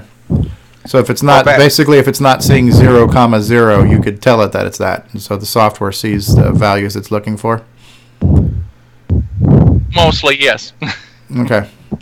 Well, back in the day when I used to code for the CoCo and other systems, I always put a little dead zone into the program to begin with, just because that corner issue did come up so much in so many joysticks that were out there. Yeah, that's kind of what I was talking about before, somehow setting that threshold. But yeah, I said, I haven't played with it yet to really figure it out. So. Well, that was a good one. Grant, did we help you at all, or do we just completely muddy the water? No, you definitely gave me some good ideas. I'll probably try to do the PS4. That'll probably be the best one to go with, it sounds like. Something you can do as an experiment, too, is you can write like a little program in BASIC to read the joystick values of, joystick 0, joystick 1, and read those values and print them on the screen and see where it goes. And see which joysticks that you use give you the most range of readable motion, Hey, speaking of the console controllers like the Xbox and the PS4 and stuff, are those all, I guess since they're Bluetooth now, they'll work on anything like Linux, whatever? Is that correct? The PS4 controller, I've had it bound directly to the Bluetooth on the Raspberry Pi, and it worked. Now Sony does put out an official USB dongle that will connect to it to give you all the other features that you won't get if you directly use the Bluetooth of the PlayStation 4 controller, like the headset connector for the audio, and just little things like that. So if you want easier access via that method, then it's probably better to get the USB dongle and then just pair the controller with that, and then you can just plug it into the Pi and then get your wireless that way. But as far as direct Bluetooth, yes, it will work. I was just thinking about it as far as, like, you know, if you're trying to use it on Windows, or then you want to hook it up to your Raspberry Pi, or, you know, whatever configuration you're trying to use it in. I didn't want to get somebody into a controller that, you know, won't pair with a certain platform, I guess, that we typically would use for CoCo. That's all I was thinking about. Well, with the PS4 controller, I have used the Bluetooth on the Mac, and then I plugged a USB cable into it for the Windows machine. That way I could actually keep it bound to the Mac and not have to keep repairing. Because both the USB port stays active, so it works as both a USB controller and Bluetooth. Right. So yeah. I mean, you just saying that with an Xbox controller, you could USB that to, say, the Raspberry Pi, and it should work fine. I was thinking more of the wireless aspect of it, but. Yeah, just for your information too, Xbox right now is not Bluetooth. Maybe some of the newer ones are, but your standard Xbox 360s and Xbox One's controllers, they are 2.4 gigahertz wireless, but it's its own thing. It's not Bluetooth. Yeah, well, I was looking into that, Steve. You're right. The 360 controllers are a no-go unless you have the little dongle for them. They do make a dongle you can buy back in the day. The wireless receiver, yeah. Yeah, but the Xbox One's a newer style where it's hard to explain without showing it, but there's a plate on the back. The older ones have like a raised plate where the box button is. The newer ones flat. Those ones are Bluetooth, no Bluetooth directly to a Windows. Okay, that's cool. Yeah, I think if you have one of those, it may Bluetooth to the other one. That's why I was wondering if anybody tried it or not. Yeah. I have not. I normally just use my controllers via USB because I'm too cheap to buy the batteries to keep the Xbox One. Yeah, you do go through batteries. There's no doubt about that. Yeah. Yeah. Well, and then even getting battery packs that are worth a darn for these, for the Xbox One controllers anyway. You know. Yeah, I expensive, so it's. I just go to I just use AA's now. So, but that reminds me of the old Dicom light phaser. That thing went through 9-volt batteries like crazy if you left it on. Yeah. Have we beat this one to death for you, Grant? Yeah, I think we're good. I think we would start to go down a rabbit hole, as David would say. All right, well, let's take a quick commercial break, and then we'll come back. And, David, you want to do your tech talk after this, and we'll talk about the CoCo SDC DOS and anything else that's been going on the list this week? Sure. I need to get a quick drink refill, so you go while do you're that. Doing the commercial, I'll go do that. I'll go run a couple. Then we'll go through another rabbit hole. Yeah, I'll run a couple of commercials. So if everybody wants to take a quick potty break, including those watching live, I'll run maybe about a minute and a half worth of commercials to give us all a chance to take a quick break. Okay. You're the man. We'll be back.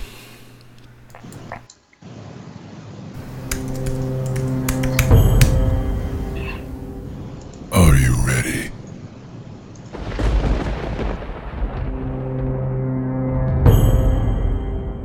For the forest of doom.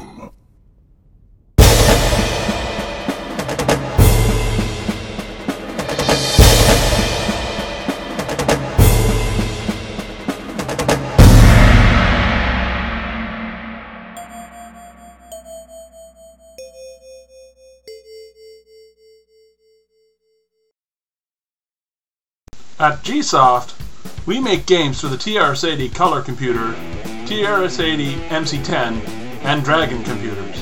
Our basic games cover the range of genres from arcade, to text adventures, to simulations, to 3D dungeon crawls. This is our latest puzzle game from Japan, Fruit Panic. So come on and drop by our website and download our latest games. Hey guys, Original Gamer CoCoTALK here, and if you're listening to CoCoTALK, chances are you're interested in the color computer. If you'd like to find out more about the color computer, then visit my CoCo links page at imacoconut.com. There you will find communities, podcasts, YouTube channels, project sites, blog sites, hardware, software, buy, sell, trade, you name it. So for all things color computer, visit imacoconut.com. That's IMACoconut.com. And tell them the Original Gamer CoCoTALK sent you. Hey guys, CoCoTALK here, and if you're a fan of vintage computing and retro gaming, you're going to love our retro swag shop at 8bit256.com, featuring hand-drawn custom designs and pixel art by Instagram artist Joel M. Adams. We've got the brand new official CoCoTALK t-shirt, I'm a Coconut t-shirt, and all kinds of other cool video game and arcade-related artwork. Check out 8bit256.com for all your retro swag needs today.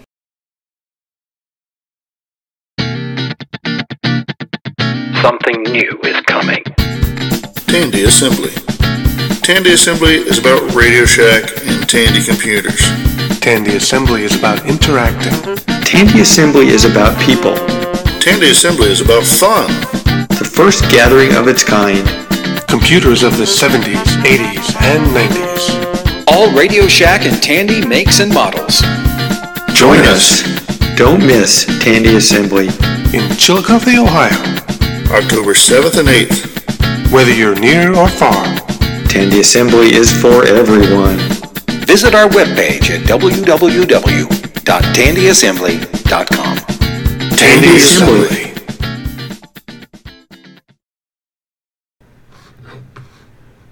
Willing to take you.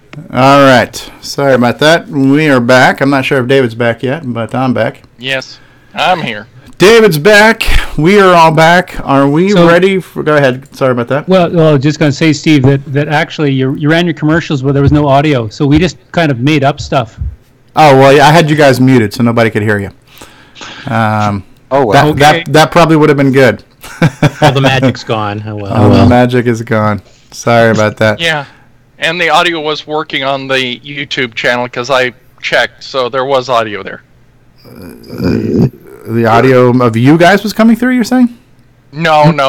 They were of the commercials. We couldn't hear it. You couldn't hear it, but YouTube could, yeah. All right. Okay. Let me make sure I'm sharing system sound. I am, because this is important. We got to hear this little infographic thing here for David and Curtis's tech talk. All right, hold on. Be prepared to be wowed here, people.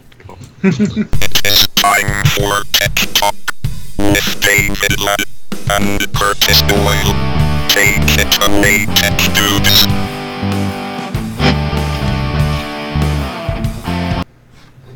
There you go. Nothing but the best here on this quality program that we're running here, folks. Yeah, it sounds like the speech sound pack was going through puberty there, so his voice was cracking a bit.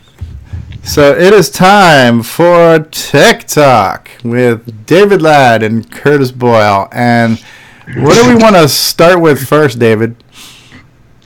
All right. Well, one of the things that I happened to see, which was Ron's post about the floppy issues that he was having with the CoCo SDC, where the drive motors weren't shutting off. And when I saw that, I was like, yeah, it's just not switching back to the floppy drive to send the command to shut off the drive motors. So it wasn't a major deal. It was just basically the software had to tell the multi-pack to switch to the floppy controller, shut off the drives, and then switch back.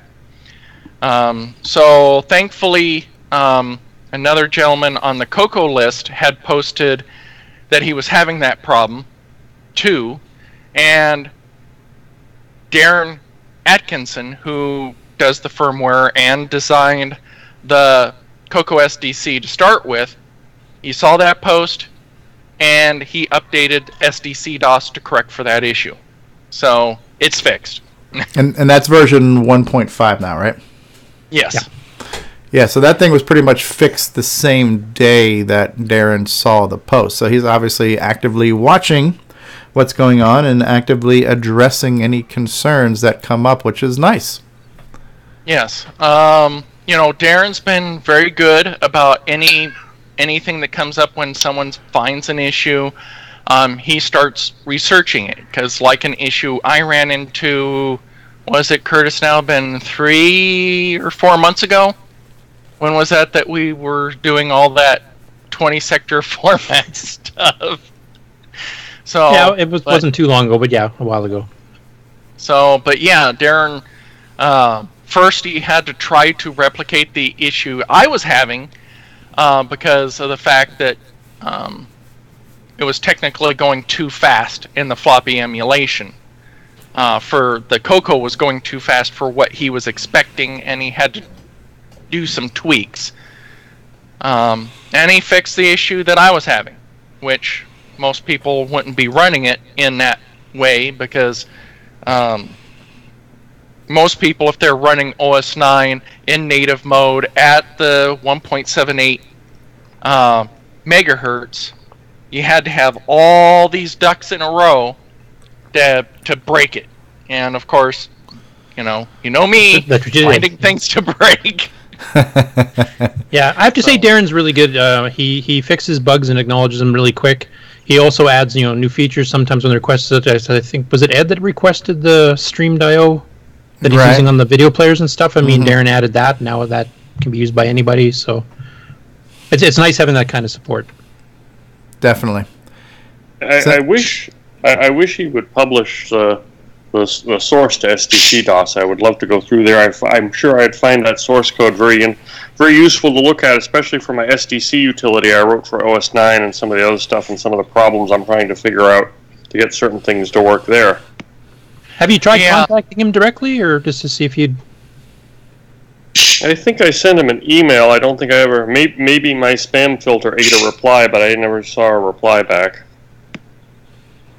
Because I know he's answered some queries of mine. I haven't talked to him in a couple months, but I had some questions on it too, and he was pretty quick answering me back. So maybe they could use by spam. It's not like I got a response back saying no, go away. It's just probably the mail got lost somewhere or something. I just wish that was. Your bird ate it. Maybe the bird ate it. Yeah. It's always a possibility. I'd like to know about this OS 9 utility you're talking about for STC. That sounds interesting. Yeah, I wrote it based on some earlier utilities. Basically took and basically wrote a utility called SDC. And what SDC does is you can use it to mount and unmount disks under OS 9.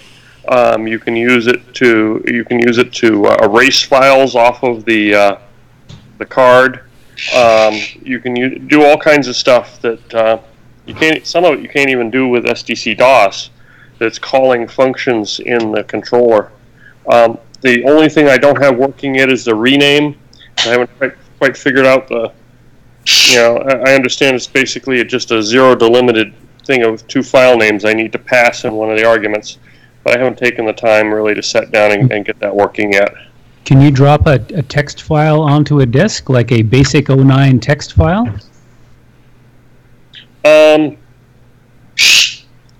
Well, you do that every time you use the controller. I'm not quite understanding what you're asking there. Well, if I was to use Notepad or something. You're saying to write a raw text file onto the SDC. Yeah, into an OS 9 formatted disk, yeah. Well, hold on. To write it into an OS 9 formatted disk, you don't need to use SDC utility. You just open the file and write the file. So again, what are you trying? You're talking about something like an LW tool at this point, Bruce, where you can take a file from a PC and drag it to a disk image? I think that's what I'm talking about. Is that where that sounds like the tool shed or something like that, right? Yeah, what this thing does is it allows you to control the SDC from mounting and unmounting disk images, deleting disk images, creating new disk images. All the stuff that you can do from SDC-DOS, you can do with this using Nitrous 9. Okay. So, I think you just summarized it there. All those command line utilities you could use to mount and create images and stuff that are exclusive right now to SDC-DOS in Disk Extended Color Basic mode, you want to replicate those to run in OS 9. And I have plus some extra ones too. Right. So I guess I've got a separate question for an appropriate moment then. Go ahead. This is Tech Talk. Okay. Well, I don't know if this is techie enough, but so I'm, I can edit a file using Notepad or something. And what is this utility called? Hang on here. The CoCo disk util, whatever, whoever made that, I can edit, RS-DOS disks. So I can open up a Notepad and use search and replace and all that kind of stuff. But of course, if I try and do that with a disk that's formatted under OS 9, it blows up. So I'm looking for some cheap and easy way to edit basic 09 files and stick them onto an OS 9 disk outside of the CoCo itself. Well, there's a few things that do that. I guess we have two people answering at the same time. I'll let the other person go first. Unless that was an echo. Yeah, no, it wasn't an echo. We literally started at the same time. All right. So as far as utilities go, there's the tool shed, but that's all command line driven. There's another gentleman that has a UI utility, but I don't know if that actually works with the OS 9 stuff or not. And what was the utility that you was going to bring up, Barry? I was going to bring up the command line utilities, which really aren't that hard to use. Is basically you've got the tool shed stuff, which is you do OS 9 space, and you can do dir, copy, whatnot. There's also MAME or MES comes with something called IMG tool, and IMG tool has a command line interface, allows you to copy a file onto or off of an OS 9 disk. Yeah, so. IMG tool is a bit harder to use, I would say, but well, not really. Is IMG tool space? Well, the thing is, IMG tool has so many formats. So what part of the command line is you have to specify CoCo's the format, which is CoCo_OS9_OS9, tells it that you're writing an OS 9 disk for the CoCo in OS 9 format. So so you just have to tell it, hey, you're working with OS 9 format on a CoCo, and then there's also the double image tool. You can pull it. I think Simon has on his website on his area that you can pull that down and actually do it graphically as well. It's a Windows UI for image tool. Right.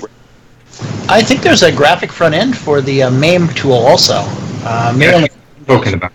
So can I ask a dumb question? Can OS 9 read an RS-DOS disk? Yes. Yes. There's a tool that comes RS-DOS. in the that's in there that's RS-DOS. There's even one for PC DOS. Yep. So if you actually had a real floppy drive hooked up to your CoCo, you could do PC DOS, your /D1 or D0, whatever the hell your floppy drive is that you're using, and get a directory, and then you could copy files using that utility.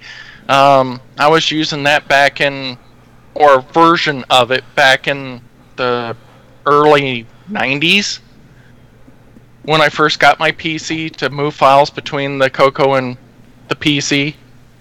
I still use it for that purpose, actually. Yeah, I think the issue here is it's all command line stuff, and I think for the newbies they probably appreciate like some sort of a GUI interface or something to drag and drop files. So there's lots of ways to skin the cat, but there's just nothing that the cat likes. If I can make a suggestion, has anyone tried EmuDisk? Because that does it. EmuDisk, he's working on it again, which I'm really glad to hear because on OS 9 images especially, I found it buggy. It would corrupt them, it would screw up. It didn't work too well for me.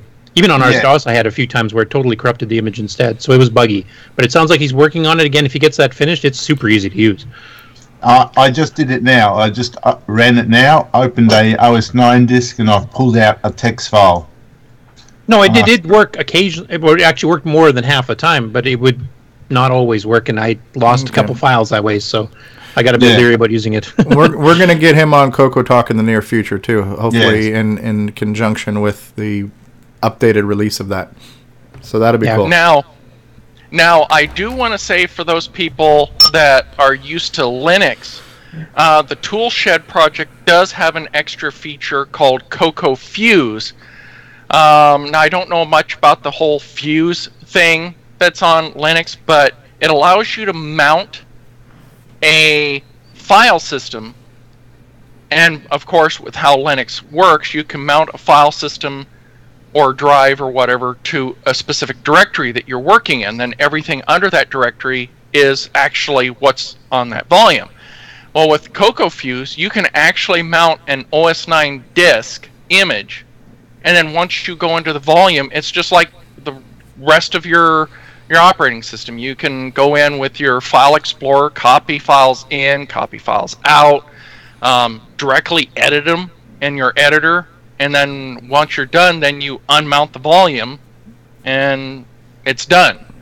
So it's something that I've been using for the last couple weeks, just playing around with, and I'm like, yeah, this is another motivation for me to move to Linux more, because there's some of this stuff is just, Microsoft, why can't you do this crap? The sad thing is that OS 10 used to have Fuse too. I used to use it for mounting NTFS disks and stuff for reading and writing. Worked great, but as far as I know, I think that doesn't work anymore. Because you could have, if you had the CoCo translation, it should have worked fine too. It can be persuaded to work on the modern version, but with great difficulty. Yeah, and then now with the new OS 10 coming out with a whole new file system, I'm imagining that's breaking again. Yeah. I should point out that Jim Brain is here. And Jim, are you short on time by any chance? No, I'm not. That's fine. Okay, because I thought maybe Jim would help us talk about the mailing list announcement about some of these new circuit, well, not new, but newly released circuit board designs and things like that. We've got a hardware expert in our midst as well.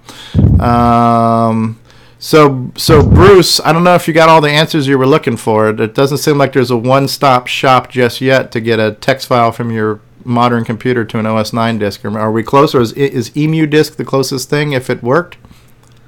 Last time I used EMU disk, it worked reasonably well. I don't usually use a Windows, and I had forgotten about that.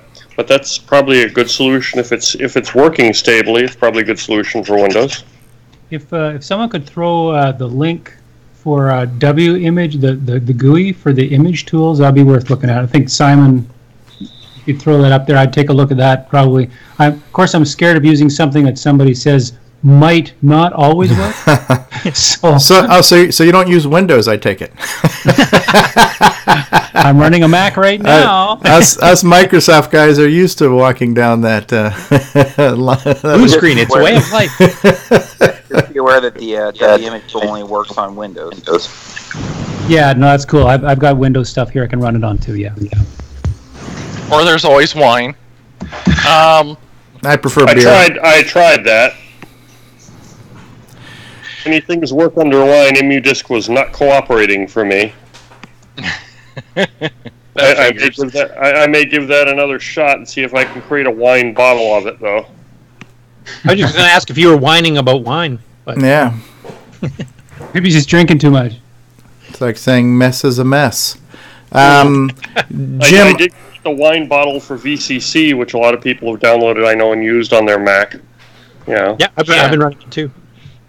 And then there's one other thing that Ron Klein had brought up in regards to MAME, which, of course, guess what that involves? Floppy disk images. So, Ron was doing some testing and found that MAME's disk access was extremely slow trying to load the Donkey Kong remix off of the disk images. And so I decided to do some testing of my own. And yeah, at 2 minutes and 15 seconds, that would be slow. And then I started doing some looking. Now I decided to do what they call an MFM-based disk image, which MAME emulates, this HXC floppy disk emulation for the MFM disk images that are used in the HXC floppy emulator. But when I created an MFM disk image and used Disk Basic to format it, and then I backed up the Donkey Kong remix to it, the load time using that disk image was 42.78 seconds. So, the way MAME reads in these JVC disk images, which is just basically a raw sector dump of the floppy disks that everybody's used to using, its implementation of reading those disk images into memory is slow. So, as of right now, there's no easy fix for that, because I looked at the source code. The MAME developers are going to have to do some more work for their floppy stuff for how they import those disk images. But that's all the other news I have right now. I wonder if it's doing something like converting the JVC sector format to, have to add the extra information that format doesn't have before it actually tries to read it, so it can emulate the floppy controller. MAME internally actually builds or uses an actual MFM-based internal memory structure. So it's actually emulating a floppy disk as if it's actually a floppy disk. It stores the track information, the CRCs, the whole 9 yards. So basically when it does the JVC import, it's just doing a one-to-one interleave or sector skip, whatever you want to call it, because different manuals have it listed different ways. So that is the problem. It's a one-to-one interleave, and thus Disk Basic, when you try to read stuff in, the timing is not right. So then all you got to do is change it where it's translating the interleave to have it handle the interleave differently by default. Yeah, but see, none of their routines anywhere for any of the systems that handle that, they have no option for an interleave anywhere. So that's why I said for a lot of these systems that the developers that are not used to how these technologies worked, like for instance the CoCo, the default Disk Basic interleave, I believe, is 4. For OS 9, the optimal on the CoCo 3 was an interleave of 3, and when you started doing things like crystal overclocking and use the no-halt controllers, as Curtis mentioned in a previous group chats, 2 was what was normally used. But in this particular instance, I think each machine, all these different floppy disk routines that pass the information from one routine to the next, they should have an extra variable that gets passed down that says this is the preferred interleave that should be used for this, machine. So that way when it imports these non-MFM based disk images, it can go, okay, well this is what the default for this machine would be, create the disk image this way in memory, and then it should fix that. And especially for other systems that would use the same technology, having that interleave variable would help all of the machines, not just the CoCo, but all of them, because then they'd have this variable for what was normal for each machine. But it's just that mechanic's not there. So now I have a question. The DMK format actually supports all that because it would have the track and sector numbers embedded in the header part of the sectors. Right, and so MAME... Does MAME know? And MAME, I would assume, knows that if you read a raw disk image and it's telling it, sector 1's here, 3 more sectors later is sector 2. Right. It's because it's loading an MFM-based disk image in its MFM system. Because, like I said, I did this testing with the MFM format that they support for that's both read and write, which is the HXC floppy emulation stuff. That's the only one that says MFM in the category, so that's the only one I used. But MAME, even though that when you create a disk image, it doesn't do SDF, it doesn't support DMK for writing. So you can't create disk images that way. You can read DMKs, but you can't write to them. Okay. So that is one of the reasons why right now it would be nice if the developers would add in, like for instance, the SDF format that's used on the CoCo SDC, because then and then that same format, if the VCC people, whenever they return from hiatus, if they could also then add that same SDF support, because then we could move a single type of disk image from the CoCo's SDC to VCC and then move it from there to MAME and have it work in all three places. One ring to rule them all. Yes. Yes, that would be nice. Yes. Because as far as it stands right now, the CoCo SDC only supports 18 sectors per track for the JVC disk images. And of course, JVC was originally from Jeff Vavasur's color computer emulators, hence why it's JVC. So VCC and Jeff Vavasur's has no problem with multi-sector per track JVC disk images. Now, the CoCo in Can you guys just wake me up when he's done talking? Sorry, David, couldn't resist. Yeah, I know. I also think that MAME, there's some headers in the JVC that MAME ignores some of the header information too. Yes, it also does that because the fact that because since it builds the physical real MFM track in memory, they use the specs that are listed in the Western Digital 1770X documents.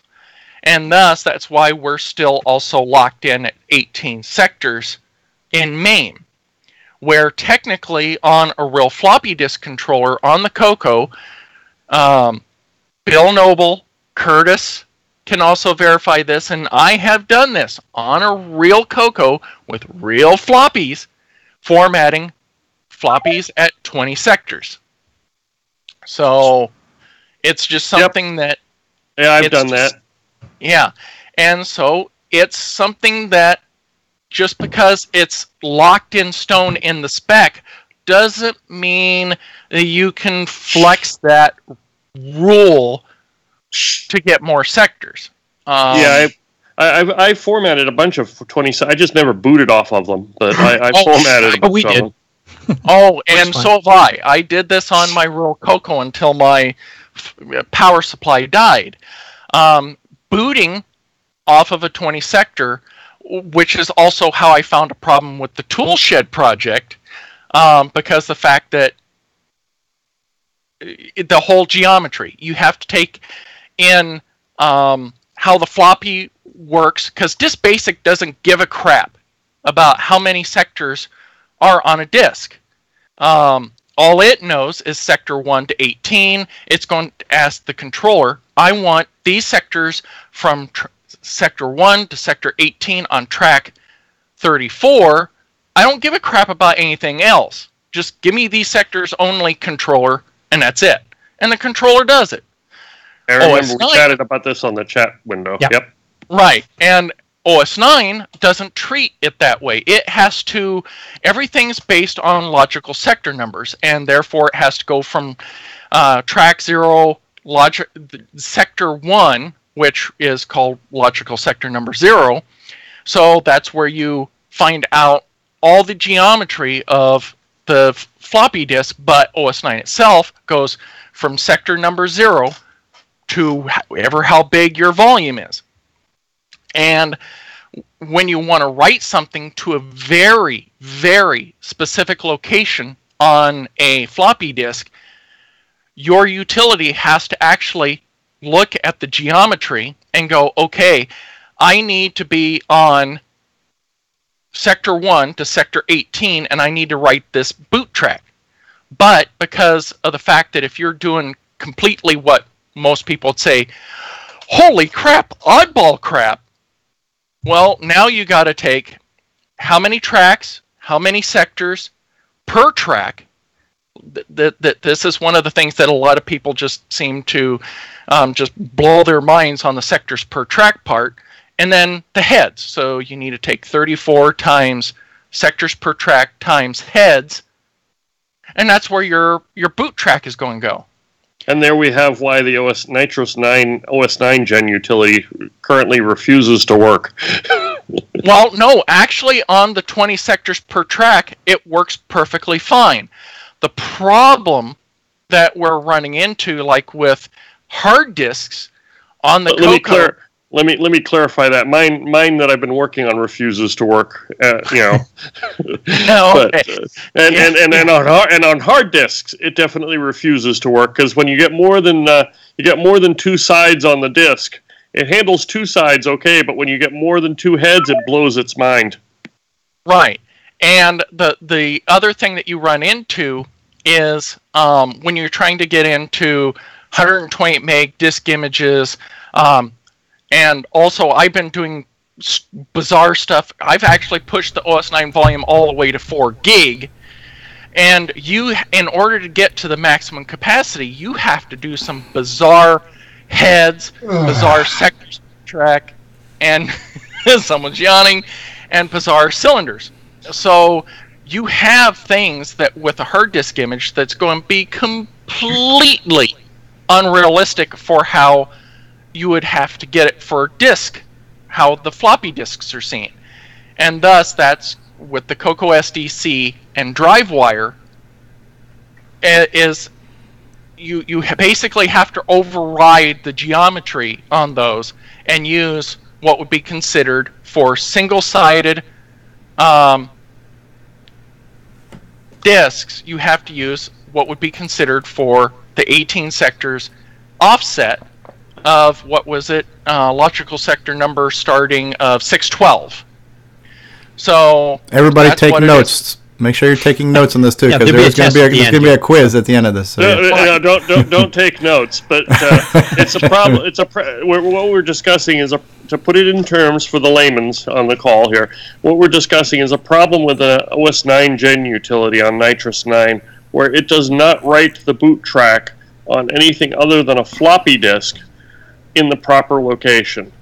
And I have been looking at and discussing with David Ladd about various different ways to fix this, and I've actually started to code some stuff, and I'm hoping that one of these days soon, I'm hoping that I get something that works, and then I'll publish a new OS 9 Gen utility, which will actually be able to write a boot track to even, because CoCo actually had the same problem on actual hard disks too.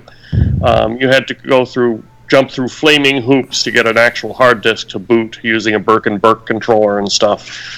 And so I'm hoping to write an OS 9 Gen utility that will actually handle this correctly and actually be able to write a boot track onto a hard drive and have the CoCo boot from it. Yes. That would be interesting. Yes, that is one of the reasons why RGB DOS and the way the boot module for the MFM, the IDE, and the SCSI was written the way it was to get your boot track and all that from your virtual floppy disk that was on a hard disk that was through RGB DOS or HDB DOS if you upgraded to that version. And that in itself is a whole ball and wax process, because you had to format a floppy disk with the hard disk based boot module on a real floppy disk. Then you had to go in, back that floppy disk up to your virtual floppy on the hard disk. Then you had to go through and do a link on it. And it was just a nightmare process, which on real OS 9 machines, didn't do it that way because your kernel was in ROM. Period. The kernel was in ROM. I beg your pardon. The color computer is a real OS 9 machine. I'm gonna put the 30-second time limit on the conclusion of this topic for this week. So let's have our closing statements and our closing arguments, and we'll let the jury convene. Okay. So.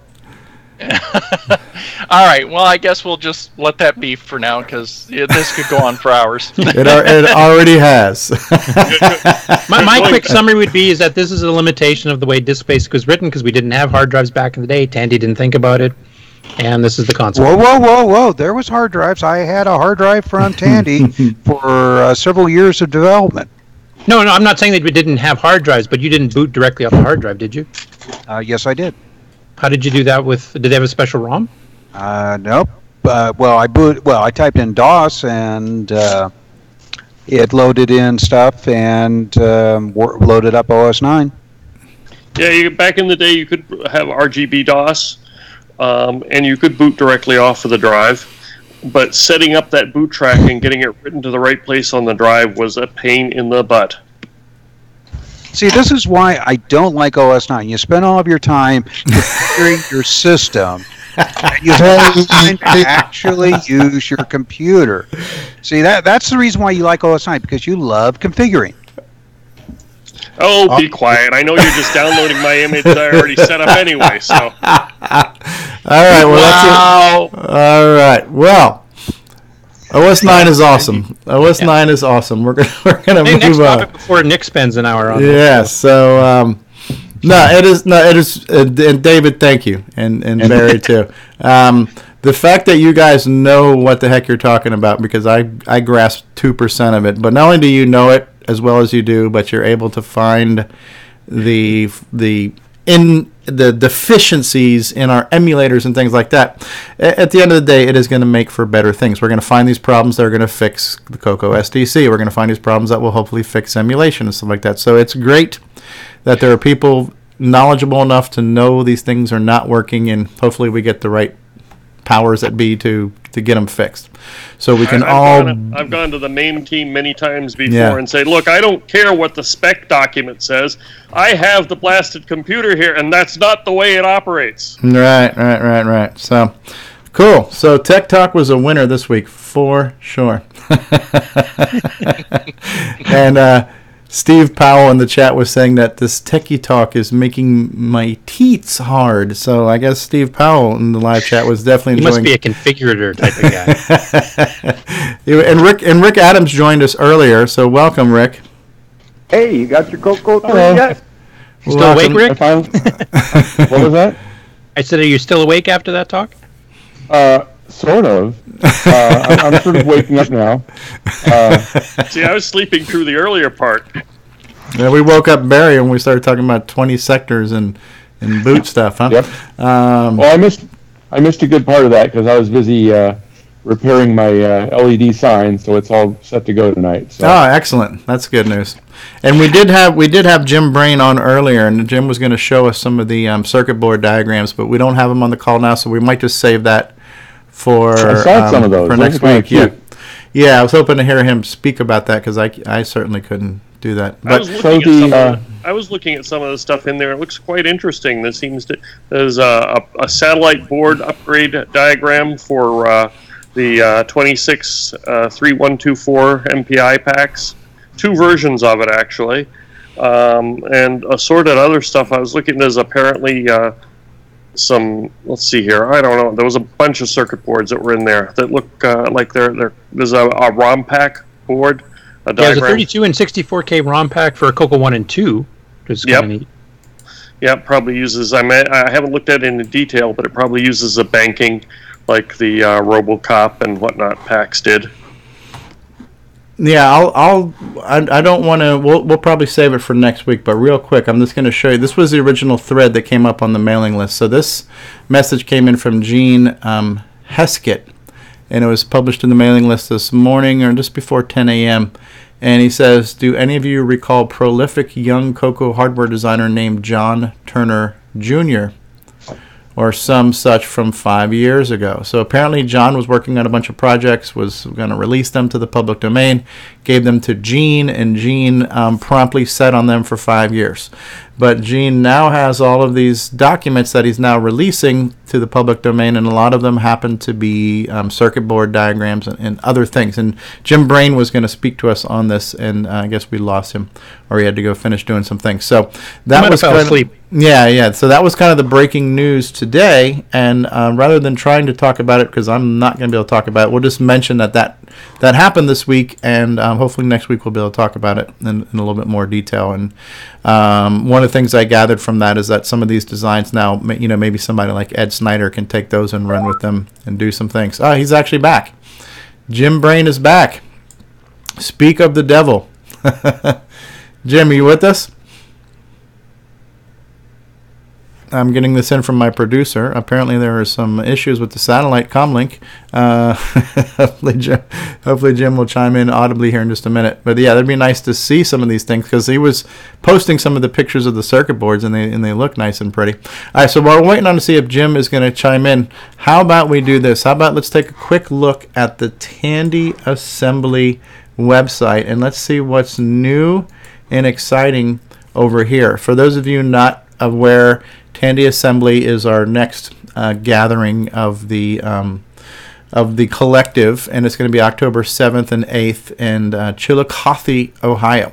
And so we're going to see what's new on the speaker lineup. It's probably similarly the same. So yeah, we still have our keynote speakers of Scott Adams of Adventure International, Don French of the TRS-80, Origin Story, Lance Michaelis, and then now Rick Adams, another keynote speaker.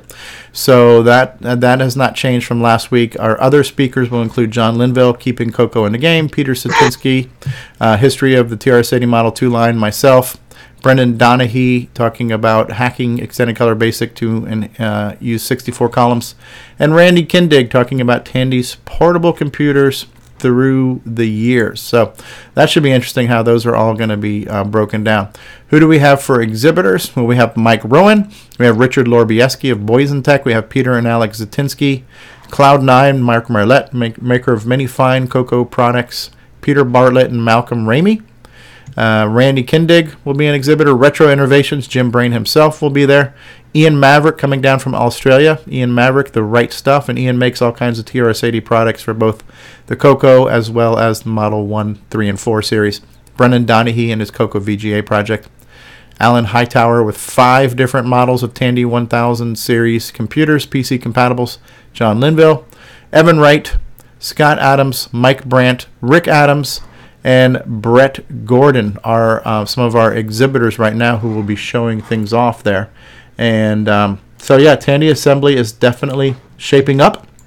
I'm looking forward to the next episode of the CoCo Crew podcast. We've only got 4 days left this month, so hopefully they're hard at work, editing that down, and hopefully we'll have a new CoCo Crew podcast to hear shortly, and maybe we'll hear some more updates on Tandy Assembly. Jim, are you with us? Jim Brain? Okay. Well, we'll wait and see about that. Okay, so if we don't hear... Oh, Jim, are you here? No, that was me. I'm sorry. Oh, okay. Rick, you got anything to update us on anything you're working on besides you mentioned you're going to do an LED display. For those not familiar, we've showed this off in an interview we did with Rick last year, and he's got some stuff on YouTube where he has a Raspberry Pi control all these lights, and it's a very nice, vibrant display. And I guess you were working on something like that for CoCo Fest as well, so you have a cool custom LED display for your exhibitor area. Yep, that's what I got to work on next, is fabricating that, which is always lots of fun. But first thing I have to do is I have to paint a bunch of stuff to make it look pretty, and I'm not really crazy about painting, but we'll get that done. It's kind of fun. My sign that I have in the window now was malfunctioning. The website that I was getting weather data from changed their format, so all of a sudden it threw all of my script off that was extracting the data, and so all of a sudden I was showing the entire neighborhood all kinds of JavaScript code was scrolling by my window. Okay, well, it's probably not as nice as the weather, but I guess that's nice. No. Probably more predictable in the weather. Especially in Minnesota. Minnesota. All right, Minnesota, that's right. Jim Brain's saying he's having some internet issues. We can see his face on the screen, but we can't hear him. All right. So that's cool, and we're definitely looking forward to hearing you talk about bomb threat. I have to make sure I keep my bomb titles clear. We've got bomb squad and bomb threat. So looking forward to seeing and hearing the latest on that. Which contains no actual bombs or threats. Hello, Homeland Security. Love you guys. Keep up the good work. Roger that. So I know, and Ciaran is with us now. Ciaran, are you there? Again, we see people here, but we're not hearing them. Yes, so, hello. You're there. Hey, Ciaran, how are you? I'm fine. I was muted 2 ways. So Okay. it took me a while to get back into it. Okay. Oops. The double mute. All right. So we've addressed that issue. Not the dreaded double mute.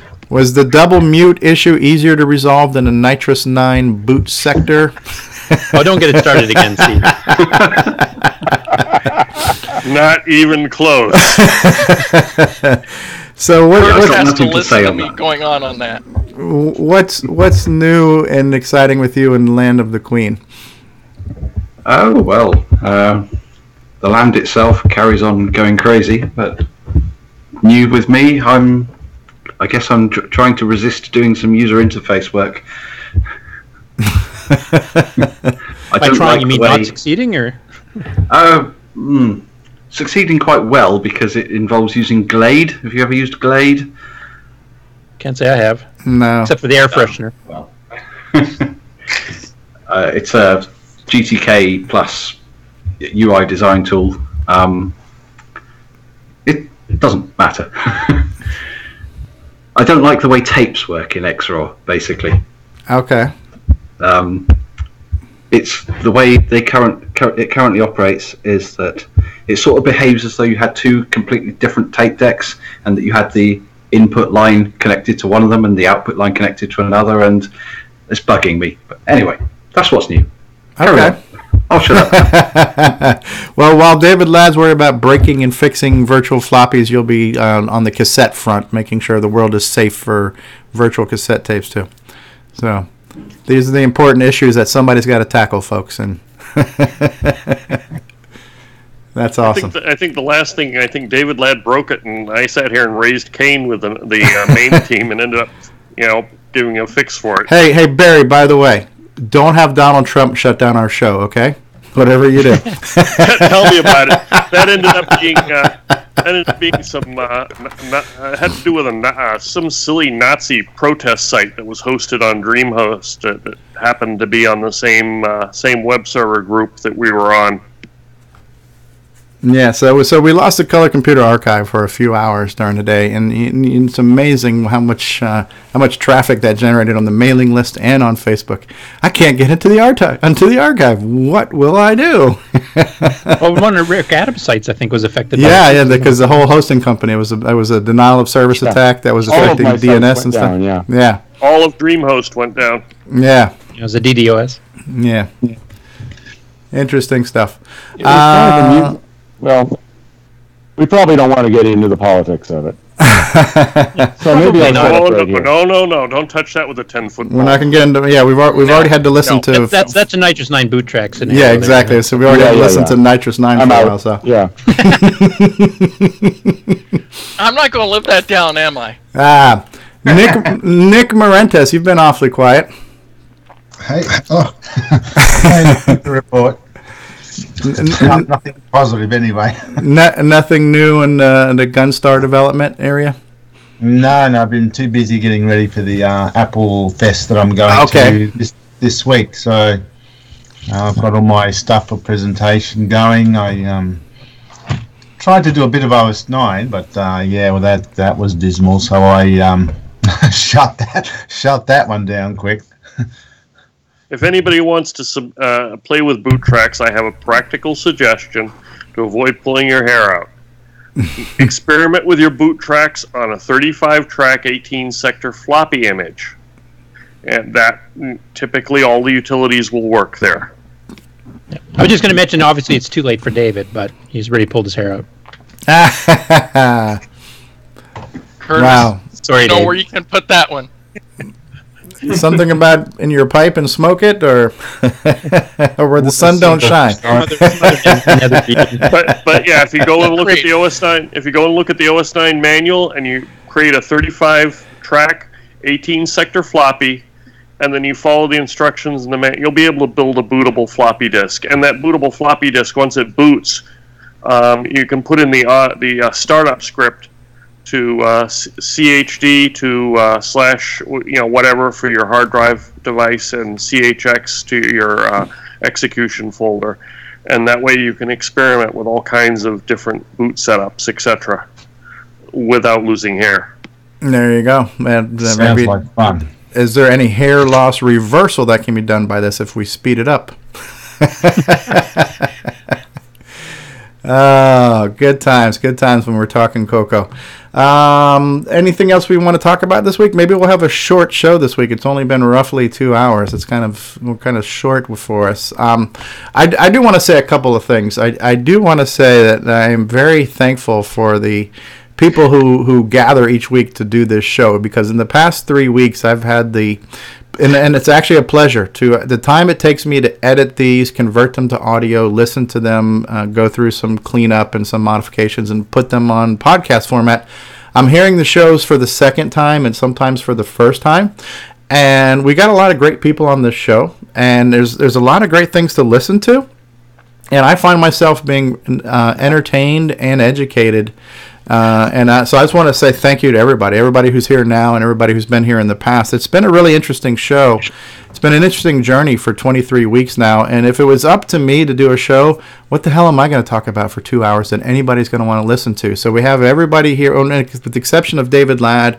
Everybody here has something interesting to say. Yeah, David Ladd does too. No, but you know what I mean? But especially David Ladd, because the depth of technical knowledge he has, that's way beyond me. And so we get a nice cross-section of topics and things to talk about and things to show off. And it's pretty, it's a lot more timely sometimes. We can talk about something that happened today, for example, like that email dropped today, and we can talk about it today. So it's been a fun ride for me, and so I just want to throw that out there. Thank you to all of you for doing this and continuing to do this, because I enjoy it. And I would like to throw out a big thanks to Stevie for putting all the work and effort in getting all the episodes of the podcast up within, a 2-week span? 3 weeks span? It's been a total of 3 weeks, yeah. 3 weeks total. But that was an enormous amount of effort to go through how many 2- and 3-hour episodes and to get that all cleaned up and uploaded. So that was a huge undertaking on your part. And I think we need to thank you for that, too. Oh, well, good. You're welcome. And hopefully people will enjoy that. And I never thought anybody was going to watch this show, and we get 200 people watching it. Now we have people listening to it. So, yeah, it's been interesting that people consume this. So, Steve? Yeah. You might want to check out Simon's stuff. Yep. Check out Simon's stuff. What do you mean? Simon's been working on stuff this week. Oh, do we have more stuff to show off now? Give me the mic. Look at the chat. Look at the chat. I'm looking at the chat. Okay. Which chat now? CoCoTALK chat or the chat that we're in right now? The text chat for the channel we're currently talking in. Okay. Do you have a CoCo or an EMU handy, StevieStrow? Maybe we should just show part of the demo I'm working on for assembly. Yes. Yes, I do. Okay. How do I send it to you? Okay. Send it to me as a disk image, and you can put it in the Skype chat, and that's fine, and I'll fire it up. Yeah, okay. How do I do that? Sorry to be stupid. How do you... Well, you can just drag and drop it into the Skype chat, I think, if you have a disk image. All right, so while he's doing that, I will run a commercial. Simon Jonassen's going to send us a disk image, and we're going to look at some more of his madness here on a CoCo in just a moment. So don't go anywhere, folks. We'll be back in 2 and 2. Hey, what's going on, everybody? It's me. It's Original Gamer StevieStrow. Gameplay goodness. to get your very own And I presume we are Gameplay now Goodness muted for DVDs commercials. featuring color computer games played by the original gamer StevieStrow. Visit 8bit256.com and grab yourself a CoCo Gaming DVD today. That's 8bit256.com for all of your gameplay goodness needs. This is how we like to do it. Gameplay goodness. All right, people.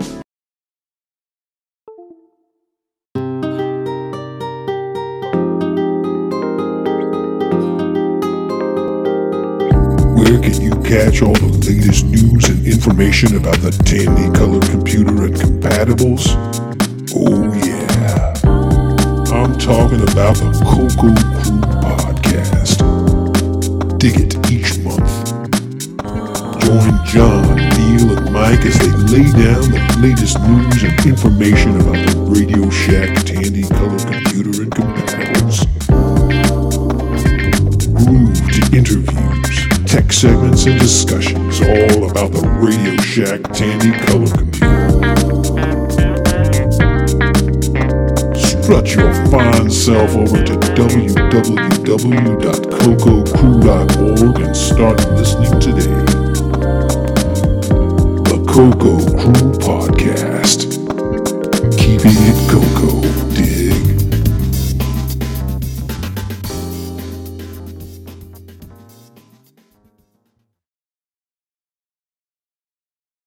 Hey guys, Original Gamer StevieStrow here, and when you're done with CoCoTALK, if you gotta have more cowbell, then head on over to my YouTube channel for your share of gameplay goodness. There you will find over 1,300 family-friendly gameplay videos. Everything from the old school to the next gen, and over 200 color computer gameplay videos, as well as interviews and replays of CoCo. Alright, I think we're back. Give me 2 seconds to see if I can get my CoCo up and running. I just had to manipulate files across multiple things here.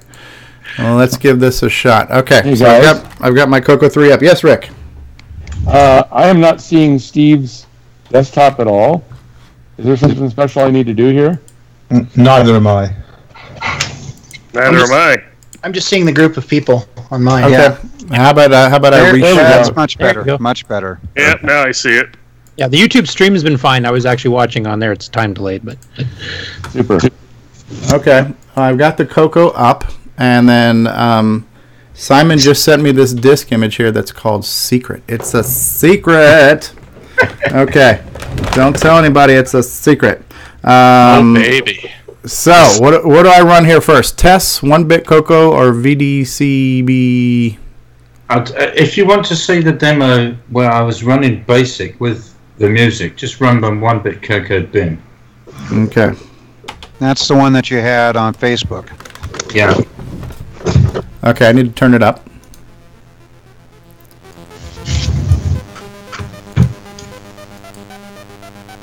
I just got BASIC running with the music at the same time.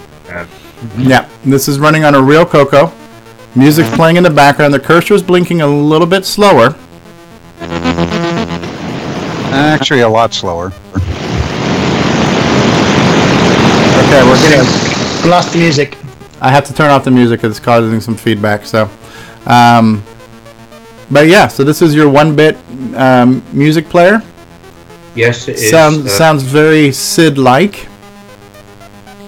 I got it working with BASIC for someone else, and I was actually using fast poke in the borders to bring down the time. Okay, well, I could do a fast poke right now. This is a CoCo 3. It's using fast poke by itself. Oh, it is. Yeah, in the borders, in the it's running HSync and using it in the horizontal borders. But if you want the impact one, just run tests. You probably have to reset that because it was an IRQ. Yeah, I'm probably going to have to...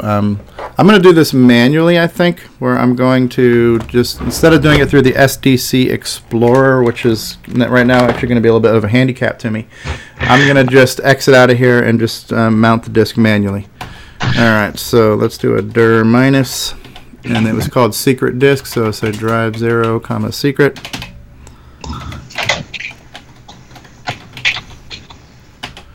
So now we'll do a dir. All right, so I am in full control of the floppy, and I have no problems with sectors or anything here at this point. So what do I run here, Simon? Test. Test. All right, now do I execute this? Yes. Go ahead. Ooh, Tandy Assembly. Look at that, ladies and gentlemen. Woohoo. Look at that. You got a nice graphical overlay here. You got this nice circuit board pattern, cool looking fonts, and a rotating cube. Yes, and we have perspective, Ciaran. Yeah, I see. That is absolutely gorgeous. We can rotate an arbitrary object as well. Now I know what I'm running on any spare monitor I might have. It's your screensaver. Yeah, right? Any object. Got to a Cobra Mark 3. Yeah, you can run that on the CoCo 2. It will work equally well. Right. Well, I'm running it on a CoCo 3, but I haven't done the double speed poke, so this is running at the 0.89 megahertz, right? Yeah, just and it looks like you're doing some geometry transforming here, so it's not always a cube. It's becoming trapezoidal or something here. So it's optical illusion. It's an illusion? It's an optical illusion because you're looking at the back face. Okay. I'm fooling you and you don't like it. It's an illusion. I'm fooling your eyes. There's nothing you can do about it. you could solve that with hidden line removal. I'm going to run it back now. Yeah, it is. It's really screwing with me. I think I'm going to stare away from my screen and see Jesus or something here in a minute. Really cool stuff. This will run on a Dragon too, won't it? Yes, it's right up. Cool. That's neat. That font is rather impressive, I have to say. It reminds me of a Borg stuff. How many sectors did this require for you to store, by the way? Is this in OS 9? How big's the code? The code's about 1.5K. Wow, that's cool. I love it. I love the overlay. Now, that's the thing is the vector draws make it a very, very simple data algorithm for the stuff. It doesn't take up much space. I remember there was a 2K game cartridge I was developing for Tandy back in the extreme early days, but they didn't want anything with vector draws, and so I stopped production on it. But I had stuff very similar to this playing on the CoCo 1. Yeah, it's neat. I'm kind of, we've been talking about nostalgia a lot today. I'm kind of nostalgic for vector style stuff. It maybe wasn't as popular because we wanted things to look like sprites type games. But nowadays, I'm extremely nostalgic for vector stuff. I would love to see more new vector stuff on the CoCo. Have you ever looked at a game for the CoCo called Varlock? That's the chess game, right? Yeah. Not exactly. Sort of. Battle chess, Archon style. Yeah. It's an Archon, but it's 3D Archon. And it uses a lot of vector graphics. My only thing I don't like about Varlock is I wish it was you could do a multiplayer or two-player version. Right. Hey, Jim, can you hear us? Jim Brain? I can hear you.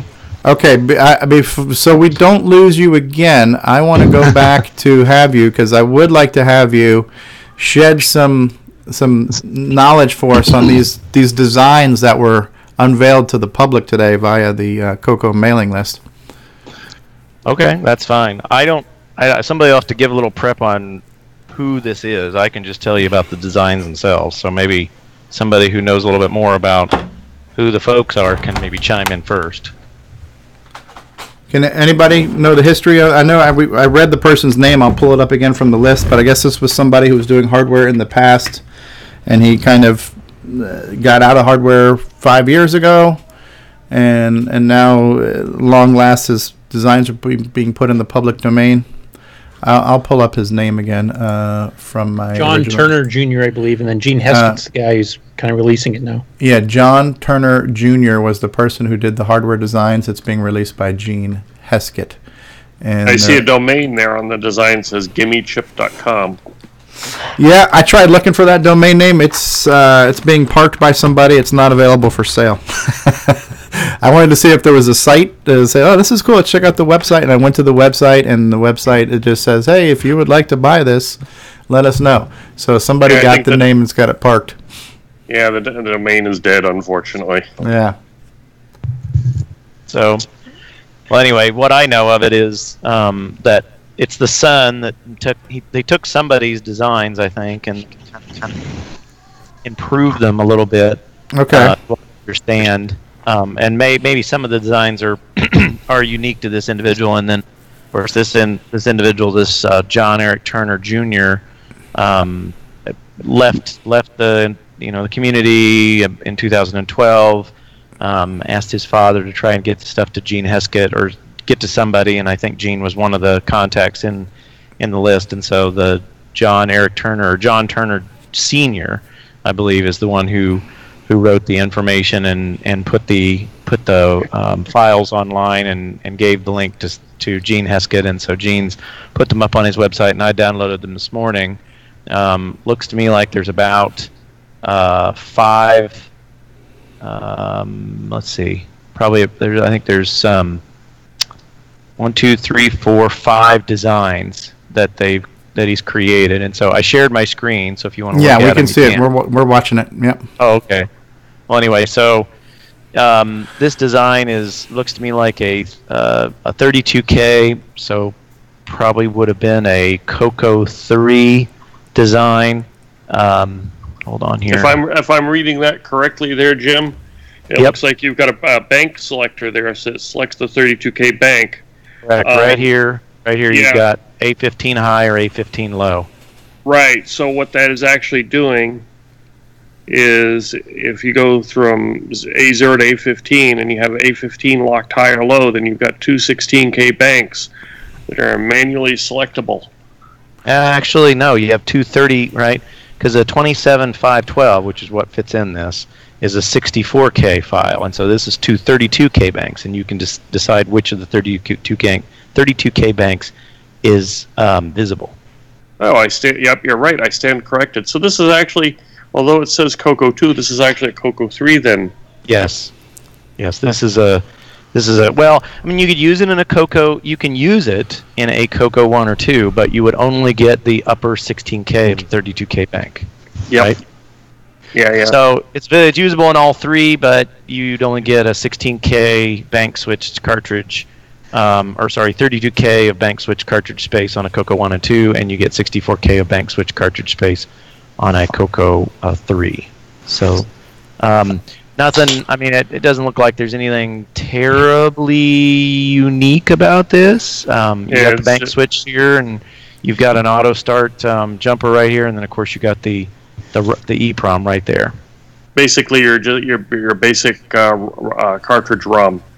Correct. The only thing I was looking at looked a little interesting to me is the pins, the fingers for the edge connector are a little short. They probably are fine. I haven't printed one out and on paper and fit it into a slot to see what it is, or see whether they're long enough or not. The only concern I see right now for this particular cartridge is you'd probably have to have John, if John's still on. You'd have to have John design you a case, because there should be a hole about right here and a couple of holes about right here for the cartridge enclosure screws and the one screw that goes through the entire cartridge itself, and so those aren't present on this cartridge here. This is probably a version that he was going to run a PCB on and make sure it worked, and then maybe reposition things for the holes that need to go through it. Gotcha. So this is this one, and then let me bring up the other ones. But these were designed like 5 years ago, so possibly for the time it was designed, was this a little bit more, I don't know if the word revolutionary is the word or not, but was this like a little bit more of a wow factor back then than it is now, or? I think probably just for you, Steve. It's your garden variety ROM carrier cartridge you put an EEPROM in it, you plug it into the cartridge port, and the computer reads the ROM. Okay. Useful, certainly useful. Nothing, out of the ordinary. So, just to give you an example, so here is a. Hold on here, I'll get you. So this particular design here was designed in 2004. So this is a 2004 design, right? So this is something that's developed, 2008. This was a 2008, 2009 design. So that would have been about 3 years prior to this other design we just looked at. And this is one of your creations. Correct. This is a network card for a Commodore, but just to give you an idea of, you got an EEPROM here, and you got some switches and whatnot, and you got a surface mount chip on the bottom. So it's neither one of these I would consider to be really state of the art for the late 2000s or the early 2010s, but they're nice designs. Okay. So let's look at the second one. So there's a now this one says it's a 64K color cartridge, version 3, revision A. So this one also is it's a 63K or 64K, and it's got some interesting stuff over here. A11 you can set, A12 you can set. So I think what you can do here is what this allows you to do is it allows you to shift. Looks like A11, 12. So this would be every 32K bank, every 16K bank, every 8K bank, every 4K bank, and every 2K bank. So it looked like you could use this cartridge to select a specific 2K offset for a 32K chunk in the ROM. So you could set your ROM offset or your ROM base address anywhere within 2K of the 64K chip. All manual, all with jumpers. Correct. All manual, all with jumpers. I've never seen this before, so this one's probably a little bit interesting. In 2012, to your point, Steve, it probably wouldn't have been that earth-shattering, but for somebody who was doing development and wanting to, put a bunch of different images at different offsets let's say you had like 8K ROMs and you wanted to kind of put them at specific offsets in the cartridge, and you didn't mind doing some of this, putting jumpers on and whatnot, then that would have been an option for you to do some work. If you wanted to do development now for a cartridge, sorry Jim, but I'm going to do a shameless plug here. I would get a CoCo flash and put your cartridge in there. Yeah, I would say this is probably a little bit harder to do now than just software select a bank and flash your memory. And of course, this is an EEPROM based cartridge as well, so it has all the advantages and disadvantages of an EEPROM based cartridge. Right. Now, those CoCo flashes, by any chance, will those be available at go4retro.com? They would happen to be available, and they happen to be in stock. I know the guy that runs this show, and he just told me they're in stock. Okay. And I know the guy that wrote the software for them, and he says the software works. Yep. Go4retro.com for your This CoCo show flash. brought to you by shamelessplugs.com. That's right. That's right. Hey, leave David's hair out of this. That's right. Now this one looks like an MPI design, and this one's probably a more interesting design, primarily because it is. It's got a lot of chips on it. Wow. It's using 74F chips, which it'd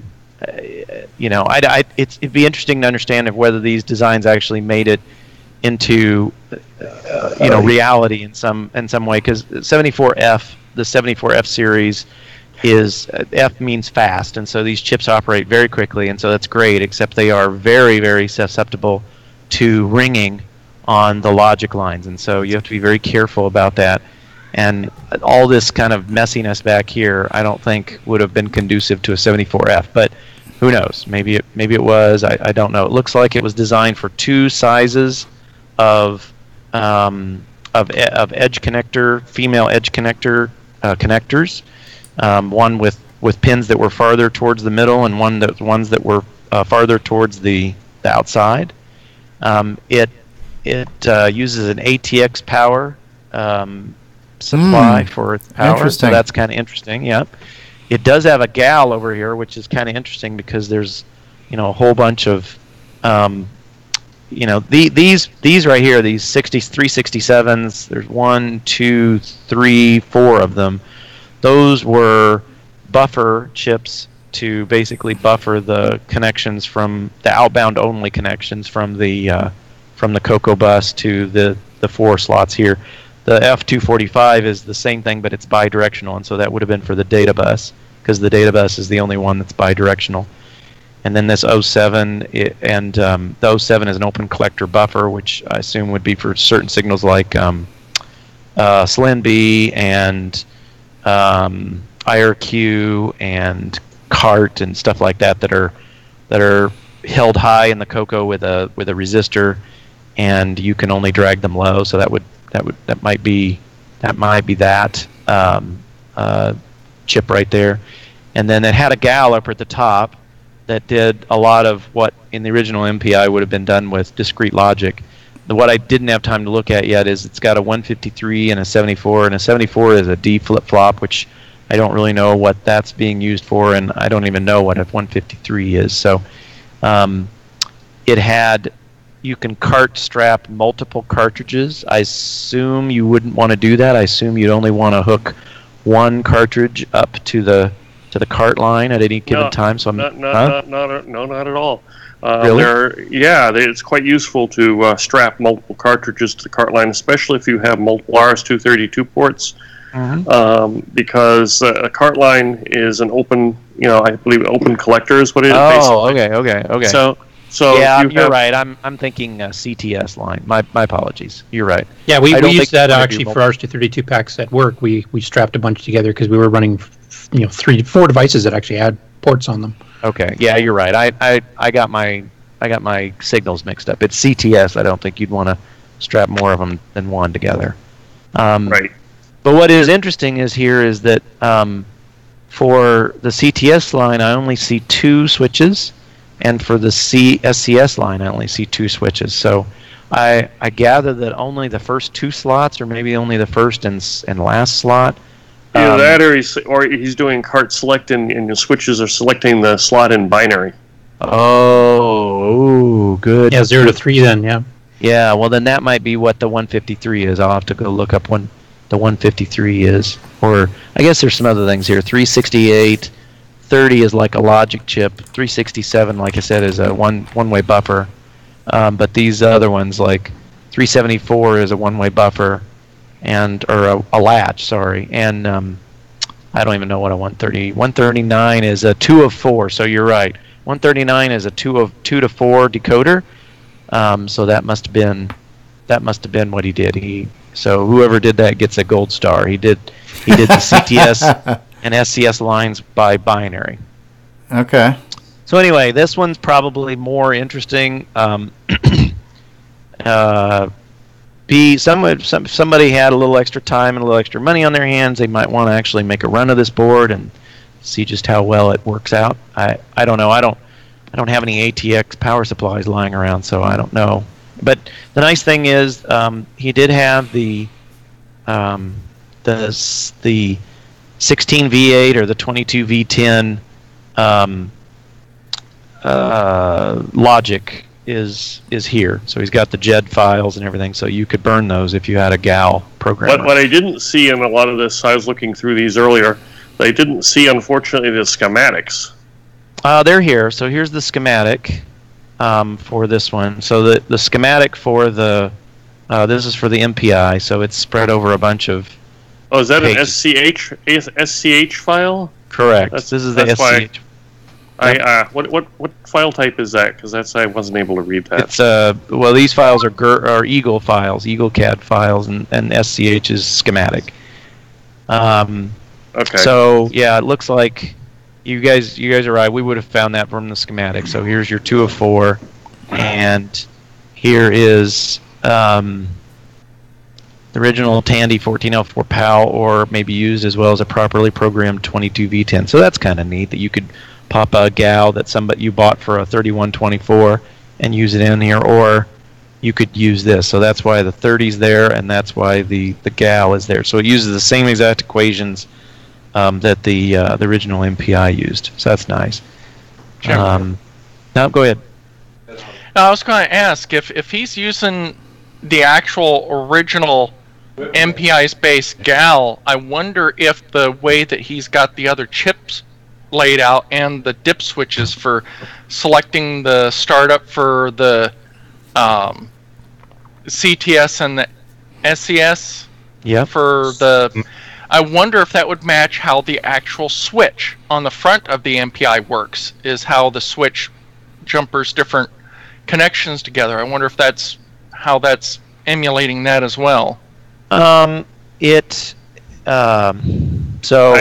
I don't remember if the actual. Yeah, I'd have to look at one of my packs. I can show you the. Let me just ask a quick schematic. dumb question, because you've mentioned the word gal 3 different times, and I only know that as a slang for a female. What is gal when it comes to electronics?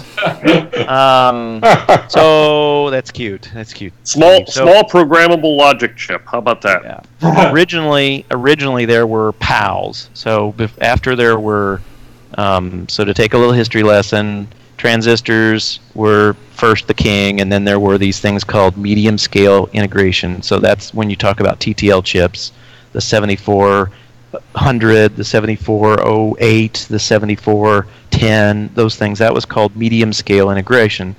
And then people said, well, those are great, but they're kind of predefined. You can't do anything about them. And so I can't remember who it was, Signetics or somebody came out with what they called a PAL, right? So it's cute, PAL. And it stood for Programmable Array Logic. So it had a big array in it, and you could program the array, and the array said these inputs get translated into these outputs using this kind of logic. And then PALs were kind of like EEPROMs, because they had they didn't get erased the same way, but you had to use kind of high voltage to program them.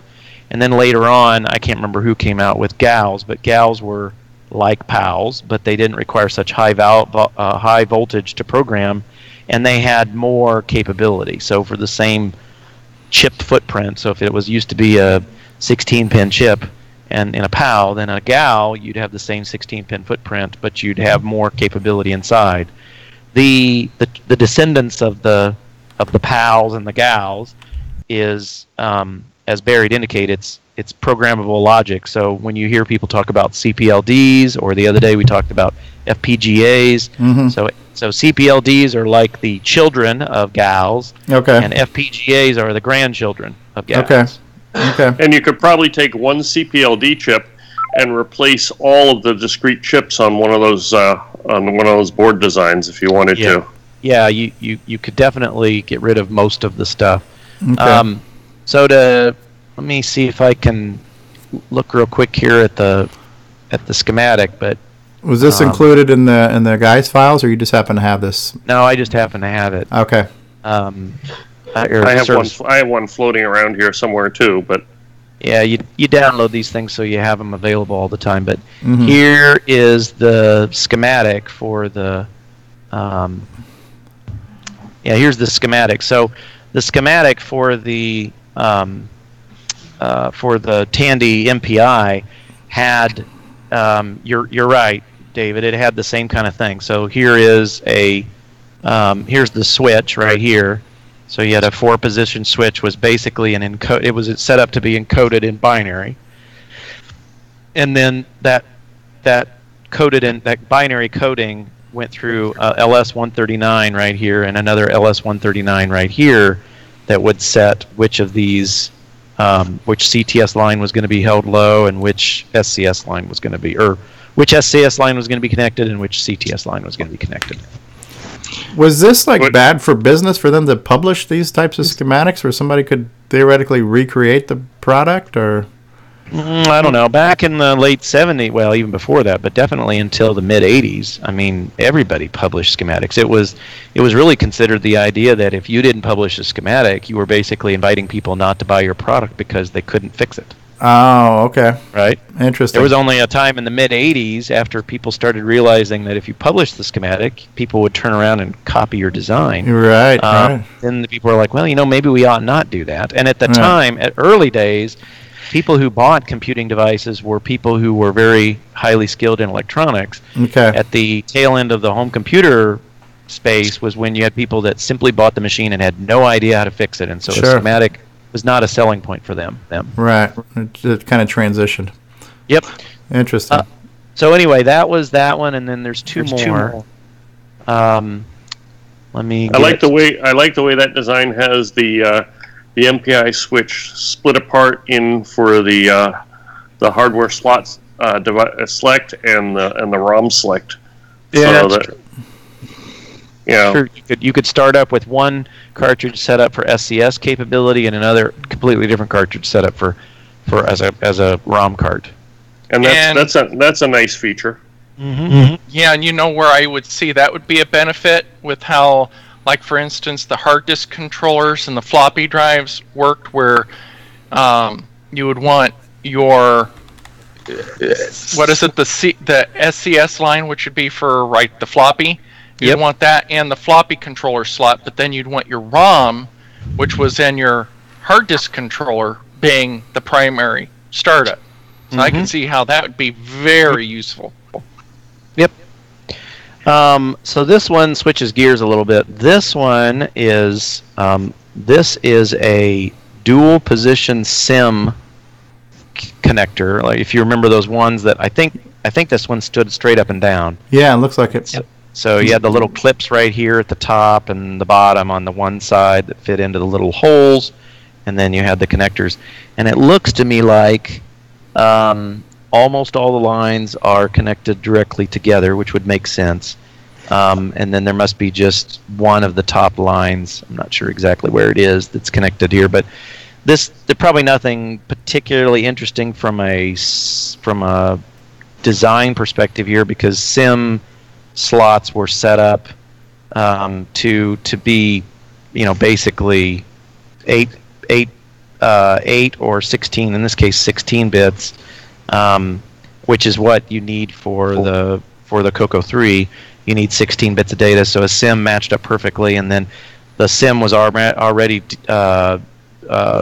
duplexed address lines like a DRAM chip would be, and so you could just put those in here. I'm not sure where he sets whether which one's the high bank and which one's the low bank. I don't see that right here. And what was this board? This is a memory expansion for the CoCo 3, like a 512K board? This would have been a 512K expansion board. Yep, a boring 512K expansion board. Yeah, because it looks like I've got one similar to that was an earlier Cloud 9 model that had the two SIMs on it. Yeah, this may have been a free version of that particular board. Yeah, but yeah, it would have taken two 128K SIMs, right? Because that would have been 256K of 8-bit, or no, they measured them in bytes, so it would have been 256K byte SIMs, two of them. And then that would have put you at 512K. Good luck finding those these days, unfortunately. Yeah, right. Well, that's the thing I said in the chat earlier. I mean, this is a really cool design. Well, I mean, it's neat, but unfortunately, it's a little impractical now because you can't. You'd have to really. It's just neat to look at because it is a small slice of history. So it is. So who wants Jim to design a 2 meg upgrade? Yeah, that's cute. Already on that. Nobody needs 2 megs. That's right. crazy. 2 megs is way too much. You only need 512. I want 8. Yeah, it's like Ed Snyder posting his thing about 16 megabytes. I'd be happy if I could get a 2 meg upgrade board. That's right. Yeah, 8 would be 8. But the thing is, with the 8 meg upgrades, they require a lot of wiring into the main board. So the 2 megs were not so bad for that, as far as going and running wires all over the place. Mm-hmm. So just remember, 18 sectors per track is all you ever need to. That's all you ever need. This is the last design. This appears to be a daughter board that you could put in an MPI to upgrade it. So it puts the 74LS10, which was part of those description or instructions that are available online to upgrade your MPI, so it's CoCo 3 compatible. Okay. This puts it on a little board with, I assume you screw it in somewhere, and then you've got some connections here, CoCo 2, CoCo 3, so you can turn it on or off depending on whether you are on a CoCo 2 or CoCo 3. And I'm assuming that the intention for this was you would take and put a switch here, right? And then you would have that switch exposed on the outside of the CoCo multi-pack. And then if you wanted to get into the FF80 and above lines on the on the MPI, then you would flip it to CoCo 2 mode, obviously only on a CoCo 2, and then on a CoCo 3 you would flip it to this CoCo 3 connection, and then you'd be safe for using it on a CoCo 3. Go ahead. There's only like 2 devices actually that use that address space. So unless you had carts that were in the FF80 address range, you can pretty much, if you upgrade a multi-pack to CoCo 3 compatibility, you can happily use it on a CoCo 1 and CoCo 2, and 90% of your cartridges will happily work. That's true. So this one looks like it's not quite done. I know he put a note here saying that this connection doesn't matter because it's connected via backplane. That's actually not true as far as I could tell, because the red wire right here slices off the ground plane on the top, and this blue wire right here slices off the ground plane on the bottom. And so the reason the line is here is saying I can't connect this ground anywhere, even though there is a ground plane. So there's a little more work that would be necessary on this. In reality, it's probably not that important, because it looks to me like these are all supposed to be like pigtail wires that you would take off of here and you would plug to other things. And so I think you only need one ground pigtail. So, because there's nothing else here that needs ground, it's just that one wire. So his note is incorrect, but the spirit of his note is correct, because I think you can still ignore it because you don't need to have that second ground wire connected. Worst case scenario, you just run a jumper across to bridge the ground plane. Yes, correct. I mean, it's not like it's insurmountable, but anyway, so that's what this board does. That's cool. Well, Jim, I'm glad you were able to make the call, and I also want to say too, I want to thank you for that last show you did with us when you showed off all your hardware stuff, and because I've been in the process of converting all our shows back to podcast format and listening to them, and I think that was episode 19 where we did the hardware stuff. It's probably one of my favorite episodes, because that's the one where I think I learned the most myself. So good. No problem. So thanks for doing that. Like I was saying earlier, I really appreciate everybody who comes together to do these calls, because we've all got our strengths and weaknesses and our contributions of our knowledges and experiences, and hardware is something that I find really interesting. And I apologize, I'm starting to really stuff up right now. I'm really coming down with something. So no, that's good stuff. And that was really interesting that just kind of, a lot of things just seem to fall out of the sky sometimes in CoCo land. It's just like a plane flies over and some cargo just falls from the sky, and we get neat things. So yep. And it sounds like Gene has more still coming. Did I gather that right? Like, this isn't all of it yet. I sort of saw that was implied, I thought, from some of the messages, but who knows? Yeah, so it'd be interesting to see what else comes up. Yeah, I don't know. The each one of the files has this little README from evidently John Turner Sr. Okay. Why my son was so fascinated with this stuff, I shall still endeavor to persevere and do my best to get around to uploading and releasing every single one of his files, designs, and whatnot, but it's probably going to take months to accomplish this. And this was written on the 25th, which would have been, what, yesterday? Yes, yesterday. Okay. So, but it's probably going to take months to accomplish this, so evidently there's more that needs to be sent to Gene. So I think Gene has uploaded everything he has, but it's not everything this guy... Yeah, he mentioned he's got like a OneDrive, which is like a Dropbox. So I guess he's going to be dropping files into the guy's OneDrive, and as he gets them, he'll probably publish them and stuff. So yeah, the only thing I don't understand from all this is the fact that in the email that was sent to the list, or that Gene forwarded the list, I think initially he said something like there was a girl and he's gone, and I think Ed and a bunch of other people kind of saw that as more of, he found some other interest in his life and he moved on. But the way these emails are, or not these emails, but these text messages saying, here I sit missing my son. That doesn't sound like somebody who's just... So I'm thinking when he said found a girl, that was one thing that happened, and so that's great. And then something happened to the son, and he's no longer around at all. So I think we may have misinterpreted the message from this guy. Okay. It sounds to me like this guy no longer is among the living. No. Well, that would be... It's most unfortunate. Yeah. He certainly left a legacy here for us to look at, and yeah, it's neat. It's definitely neat to look at. It's it looks like you're looking at the date that's going backwards now. This is going back to 2012. Correct. So, and this is, Little John, and I can't remember. Hopefully someday. Yeah, this is the individual himself. Long run. And he's got a list of some of the other projects on there we haven't seen yet either. Yeah. Huh? Several multi-pack replacements. Right. Several multi-pack replacements. Several static RAM upgrades for all CoCo models. Multiple cartridges and EEPROMs. MIDI interfaces. Universal hard drive MIDI. controllers. Yep. Wow. I didn't see it in that stuff that's been released. I didn't see any static RAM. No, Does that say HD floppy controller? It does. HD It does. floppy controller, fully compatible with the original Tandy controller. Wow. MFM and SCSI interfaces, including drive emulators via flashcards. Stereo recorders. Wow. No cam replicas.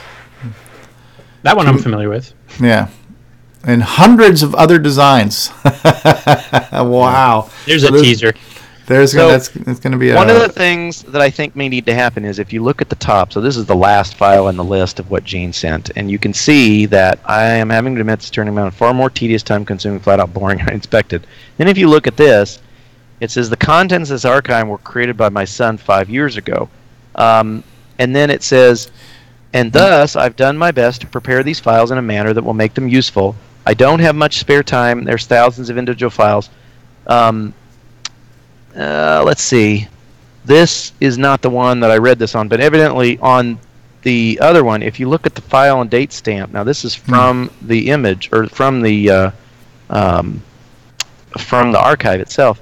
You can see some of the files have older dates, but some of them have newer dates, and so my thought is this father is going around and taking the schematic and board files, and he is preparing all of these files, right? He is preparing all these files, and I think one of the things that we probably want to get back to Gene to get back to this guy is there's no need to do all that. All you need is this file, and people can create all the rest of this stuff.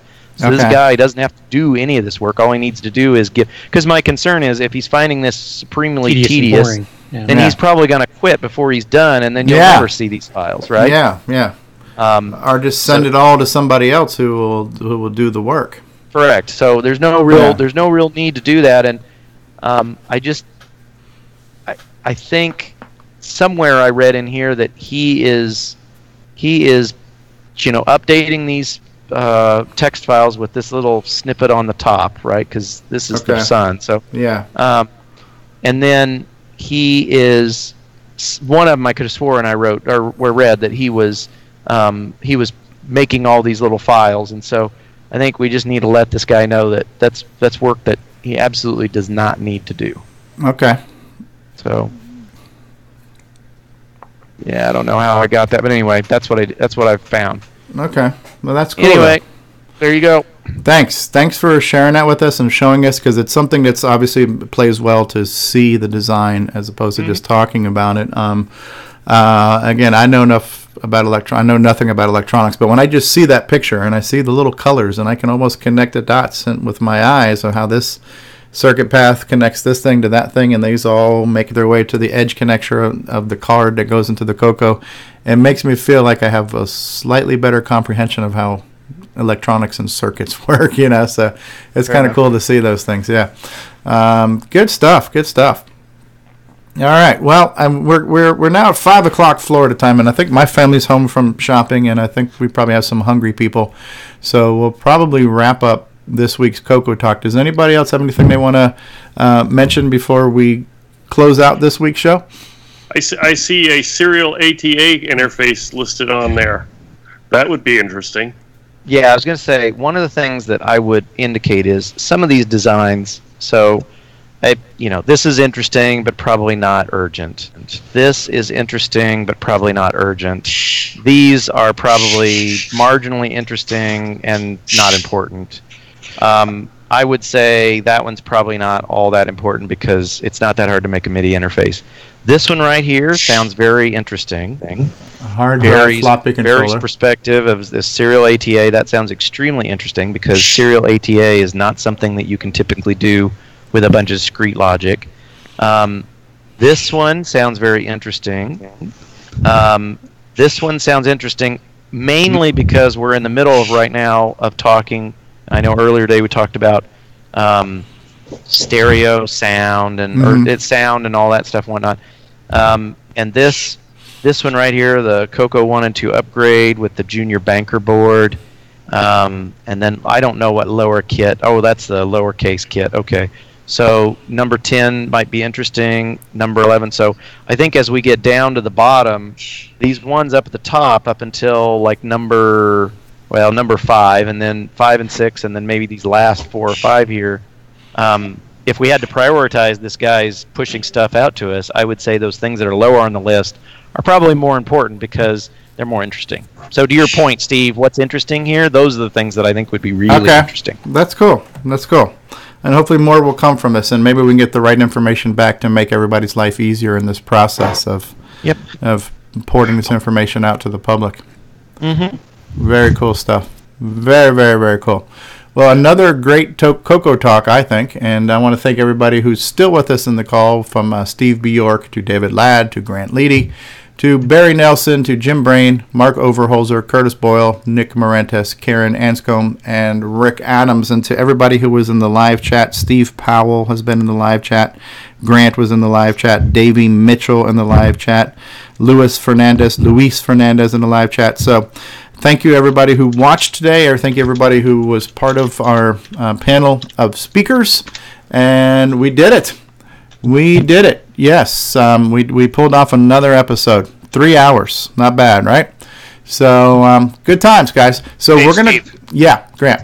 Steve has a plug he wants to do. Oh, of course. Of course. Yes. Well, actually, I do this thing called Haunt Hackers, which is I sell circuit boards so people can make their props talk and stuff like that. And if you're familiar with Nuts and Bolts magazine, their September issue for this year is going to feature my wee little talker as their cover article. Neat. Cool. What's the website? I'll throw that out there again for everybody in the chat. Haunt Hackers, that's plural, haunthackers.com. Okay, I'm throwing that in the... Okay, maybe I need to put an HTTP in front of it. I don't know. Hackerswithan.s.com, huh? Mm-hmm. Okay, I just threw that out there in the YouTube live chat. Yeah, what they're doing is they're selling, in addition to having the article talking about building your own talking skull, they're also selling a skull too, using my board and like that. So kind of interesting, something that my friend Steve Koche was working on, and like that. He writes for the magazine. Yeah, I think we pulled that up one time. One of the first times you joined us in a text-only chat, we pulled up the website and we saw the videos of the different skulls and the animatronics and the talking stuff. It is neat stuff. It really is. Yeah, very cool. Very cool. Thank you. Excellent. And John Strong's back. John Strong, we got to start the show all over again. Well, I tried here on the iPhone. It just wasn't connecting through the computer earlier, so... we can hear you. We can hear you, John. Loud and clear. Well, okay. No, it's not my mic and stuff. We were having internet trouble here. All right. Well, since John is back, I'm going to go ahead and drop off so he can take care of everything now. Well, hopefully Donald Trump didn't take down your internet too, like he did the archive. We can't have this kind of stuff going on. Good stuff, people. All right, thank you all. We're going to close out with some music, which is what I do now. I like to, make this a little bit more audio friendly. So I'm going to pick at completely random a CoCo musical track. Not sure what we're going to see, what we're going to hear, but this is what we're going to do to play it out. So this one's in the can. CoCoTALK episode 23. We're done. We're out of here. We'll see you guys next week. This will be available for replay probably in about a half hour or so on YouTube, and it'll be available in audio format in the near future. Check out everything related to CoCoTALK at CoCoTalk.live and give us some feedback and tell us what you liked, what you'd like to see, all that good stuff. Goodbye, everybody. Later. Bye. Bye-bye. Bye. Here we are. Yep.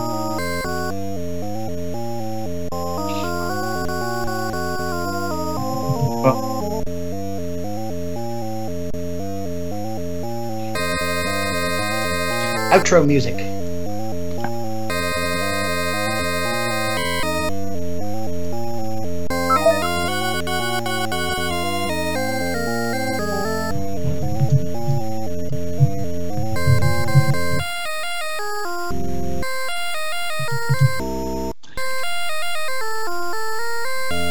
Actually, that was my mouse, but yeah.